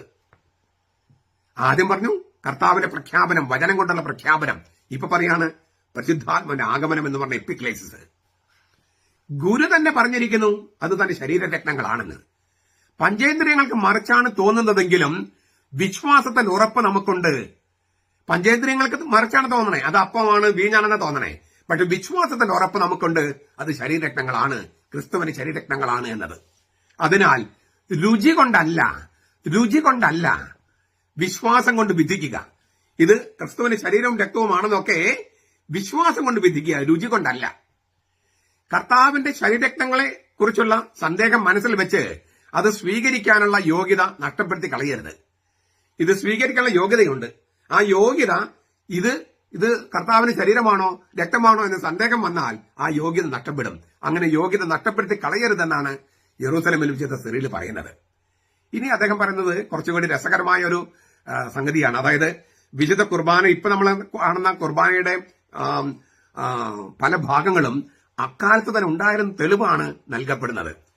ഇങ്ങനെ ആത്മീയ ബലി, അതായത് രക്തരഹിത ആരാധന പൂർത്തിയാക്കിയതിനു ശേഷം ഇങ്ങനെ ആത്മീയ ബലി, സ്പിരിച്വൽ സാക്രിഫൈസ് അല്ലെങ്കിൽ ബ്ലഡ്ലെസ് വർഷിപ്പ്, രക്തരഹിത ആരാധന പൂർത്തിയാക്കിയ ശേഷം നാം പാപപരിഹാര ബലിവസ്തുവിന്മേൽ പ്രാർത്ഥിച്ചുകൊണ്ട് ലോകമാസകലമുള്ള സഭകളിൽ സമാധാനമുണ്ടാകണമെന്നും ലോകത്തിന് ക്ഷേമം കൈവരണമെന്നും രാജാക്കന്മാര്, രോഗികള്, സൈന്യം, ക്ലേശിതർ എന്നിവർക്കെല്ലാം ക്ഷേമം ഉണ്ടാകണമെന്നും ദൈവത്തെ വിളിച്ച് അപേക്ഷിക്കുന്നു. മധ്യസ്ഥ പ്രാർത്ഥന. പിന്നെ നാം നിദ്ര പ്രാപിച്ചവർക്ക് പ്രാർത്ഥിക്കുന്നു. ആത്മാവ് പാപത്തോടെയാണ് ഈ ലോകം വിട്ടുപോയതെങ്കിൽ അവർക്ക് വേണ്ടി നാം പ്രാർത്ഥിച്ചിട്ട് ഫലമുണ്ട് എന്ന് നിങ്ങൾ ചിലർ ചോദിക്കുന്നു. പെന്തക്കോസ്തക്കാരും ദൈവസഭക്കാർക്ക് ഇപ്പോൾ ചോദിക്കുന്നില്ലേ? അക്കാലത്തും ഉണ്ടായിരുന്നു ചിലർ അങ്ങനെ ചോദിക്കാൻ. നാം പാപികൾക്ക് വേണ്ടി പ്രാർത്ഥിക്കുകയല്ലേ ചെയ്യുന്നത്? നാം അവരുടെ തലയിൽ കിരീടം വെച്ച് കൊടുക്കുകയാണോ? സിറിൽ ചോദിക്കുകയാണ്. നാം അവർക്ക് വേണ്ടി പ്രാർത്ഥിക്കുകയാണ് ചെയ്യുന്നത്. നമ്മുടെ പാപങ്ങൾ, മനുഷ്യരുടെ പാപങ്ങൾക്ക് വേണ്ടി മരിച്ച ക്രിസ്തുവിനോട് അവർക്ക് വേണ്ടി പ്രാർത്ഥന സമർപ്പിക്കുകയാണ്. അങ്ങനെ അതിലൂടെ നാം അവർക്ക് വേണ്ടിയും നമുക്ക് വേണ്ടിയും പരിഹാരം ചെയ്യുകയല്ലേ? അപ്പോ മരിച്ചവർക്ക് വേണ്ടിയുള്ള പ്രാർത്ഥന, മധ്യസ്ഥ പ്രാർത്ഥന, ലോകത്തുള്ള എല്ലാവർക്കും വേണ്ടിയുള്ള മധ്യസ്ഥ പ്രാർത്ഥന. പിന്നെ ഈ യോഗ്യത നഷ്ടപ്പെടുത്തി കളയാൻ സാധ്യത, ഈ ക്രിസ്തുവിന്റെ ശരീരരക്തങ്ങളെ കുറിച്ചുള്ള സന്ദേഹം, ഇത് അപ്പമല്ലേ, ഇത് വീഞ്ഞല്ലേ, ഇത് കർത്താവിന്റെ ശരീരമാണോ രക്തമാണോ എന്ന സന്ദേഹം വന്നാൽ ആ ക്രിസ്തുവിനെ സ്വീകരിക്കാനുള്ള യോഗ്യത നഷ്ടപ്പെടുത്തി കളയാണ്. പെന്തക്കോസ്തക്കാര്, ദൈവസഭക്കാര്, ബ്രദർ അസംബ്ലിക്കാര്, ബോൺ അഗൈൻ ക്രിസ്ത്യൻസ്, യഹോവ സാക്ഷികൾ അല്ലെങ്കിലും കർത്താവിനെ സ്വീകരിക്കാൻ അത് പരിശുദ്ധാത്മാവിനെതിരെ പാപം ചെയ്യുന്നവരാണെന്നാണ് ഞാൻ വിചാരിക്കുന്നത്. വളരെ എന്താ പറയാ, ക്രിസ്ത്യാനികളാണെന്ന് പോലും കരുതപ്പെടാൻ പറ്റാത്ത വിധം അകന്നു പോയിട്ടുള്ളവരാണ് അവരെ നമുക്ക് പരിഗണിക്കാനും പറ്റില്ല. അല്ലെങ്കിൽ അവര് പശ്ചാത്തപിച്ച് വരിക തന്നെ വേണം. അപ്പോൾ ഈ പ്രാർത്ഥനകള്, എപ്പിക്ലേസ്, വചനം, ഇങ്ങനെ എന്തുമാത്രം കാര്യങ്ങളാണ് ഈ സാക്ഷ്യം ഈ വിശുദ്ധ സിറില് നൽകിയിരിക്കുന്നത്. അതുകൊണ്ട് തന്നെ പിന്നെ പറയാണ് ഈ പരിശുദ്ധ തൃത്വത്തിന്റെ ആവാഹന പ്രാർത്ഥന ഇല്ലേ, പിതാവ്, പുത്രൻ, പരിശുദ്ധാത്മാവ്, ആവാഹന പ്രാർത്ഥന എന്ന് പറയണേ. എന്നിട്ട് പൗലോസിന്റെ ദൈവശാസ്ത്രം അവതരിപ്പിക്കുകയാണ് കൊരിന്ത്യസ് ലേഖനത്തിലെ 11-ാമത്തെ അധ്യായത്തിൽ നിന്ന്. എന്നിട്ട് പറയാണ് ഇത് കർത്താവിന്റെ പ്രഖ്യാപനമാണ്. അതായത് വചനം, ക്രിസ്തുവിന്റെ വചനം, അത് സജീവമായ വചനമാണ്, ജീവനുള്ള വചനമാണ്. ആ വചനമാണ് പ്രഖ്യാപിക്കപ്പെടുന്നത് അപ്പത്തിന്റെ മേല്. ആ വചനമാണ് പ്രഖ്യാപിക്കപ്പെടുന്നത് വീഞ്ഞിന്റെ മേല്. ക്രിസ്തുവിന്റെ ജീവനുള്ള വചനം പ്രഖ്യാപിക്കപ്പെടുകയാണ്. അതാണ് കൂദാശ. പരിശുദ്ധ തൃത്വത്തിന്റെ ആവാഹനം, വചനത്തിന്റെ പ്രഖ്യാപനം, പരിശുദ്ധാത്മാവ് വന്ന് തൊട്ട് രൂപാന്തരപ്പെടുത്തുന്നു. അതോടെ അപ്പൊ കർത്താവ് നമ്മുടെ സന്നിധിയിൽ വന്നു. അപ്പോഴാണ് നമ്മൾ സകലർക്കും വേണ്ടി പ്രാർത്ഥിക്കുന്നത്. ജീവിച്ചിരിക്കുന്നവർക്കും ഭരണാധികാരികൾക്കും സമാധാനത്തിനും രോഗികൾക്ക് ക്ലേശം അനുഭവിക്കുന്ന സകലർക്കും വേണ്ടി പ്രാർത്ഥിക്കുകയാണ്. കാരണം കർത്താവ് നമ്മുടെ മുമ്പിൽ വന്നിരിക്കുകയാണ്. മാത്രമല്ല മരിച്ചവർക്ക് വേണ്ടി പ്രാർത്ഥിക്കുന്നു. അങ്ങനെ ഈ സ്വർഗവും ഭൂമിയും ശുദ്ധീകരണ സ്ഥലവും എല്ലാം ഈ സഭയുടെ 3 ചക്രവാളങ്ങളും ഒരുമിച്ച് ചേർന്നാണ് വിശുദ്ധ കുർബാന അർപ്പിക്കുന്നതെന്ന് വിശുദ്ധ സിറിലിന്റെ ശക്തമായ സാക്ഷ്യം. ഈ പിതാക്കന്മാരുടെ സാക്ഷ്യം എന്ന് പറയുന്നത്, ഒന്ന്, അവരാണ് അപ്പസ്തോലന്മാരെ അല്ലെങ്കിൽ സഭയുടെ മൂല പാരമ്പര്യങ്ങളെല്ലാം ഏറ്റവും നന്നായിട്ട് അറിഞ്ഞിട്ടുള്ളത്. 2, അവർ വിശുദ്ധരായിരുന്നു മാത്രമല്ല ഭയങ്കര വലിയ ജ്ഞാനികളായിരുന്നു. അവർ മറ്റുള്ളവരെ പഠിപ്പിക്കുന്നവരായിരുന്നു. അതുകൊണ്ട് തന്നെ അവരിൽ നമുക്ക് പഠിക്കാനും നമുക്ക് സാധിക്കും. ഇതിൽ പല വാക്കുകളും നമുക്ക് തോന്നും ഇതൊക്കെ ഞങ്ങൾക്ക് അറിയാവുന്നതല്ലേന്ന് തോന്നും. എന്നാൽ ഉപയോഗിച്ചിരിക്കുന്ന വാക്കുകളുടെ സൂക്ഷ്മമായി പരിശോധിച്ചാൽ എന്തുമാത്രം സമ്പന്നമാണെന്ന് തിരിച്ചറിയാൻ പറ്റും. ആ സമ്പന്നതയിലേക്ക് കടക്കാനും ഈ സമ്പത്തെല്ലാം നമ്മൾ സ്വാംശീകരിച്ച് വിശുദ്ധ കുർബാനയിൽ പങ്കെടുക്കുമ്പോൾ ഇതെല്ലാം നമ്മുടെ വികാരങ്ങളും വിചാരങ്ങളും മാറാനും പരിശ്രമിക്കാം. നമ്മുടെ കർത്താവ് ഈശോ മിശിഹായുടെ കൃപയും പിതാവായ ദൈവത്തിന്റെ സ്നേഹവും പരിശുദ്ധാത്മാവിന്റെ സഹവാസവും നാം എല്ലാവരോടും കൂടി ഉണ്ടായിരിക്കട്ടെ, ഇപ്പോഴും എപ്പോഴും എന്നേക്കും. ആമേൻ.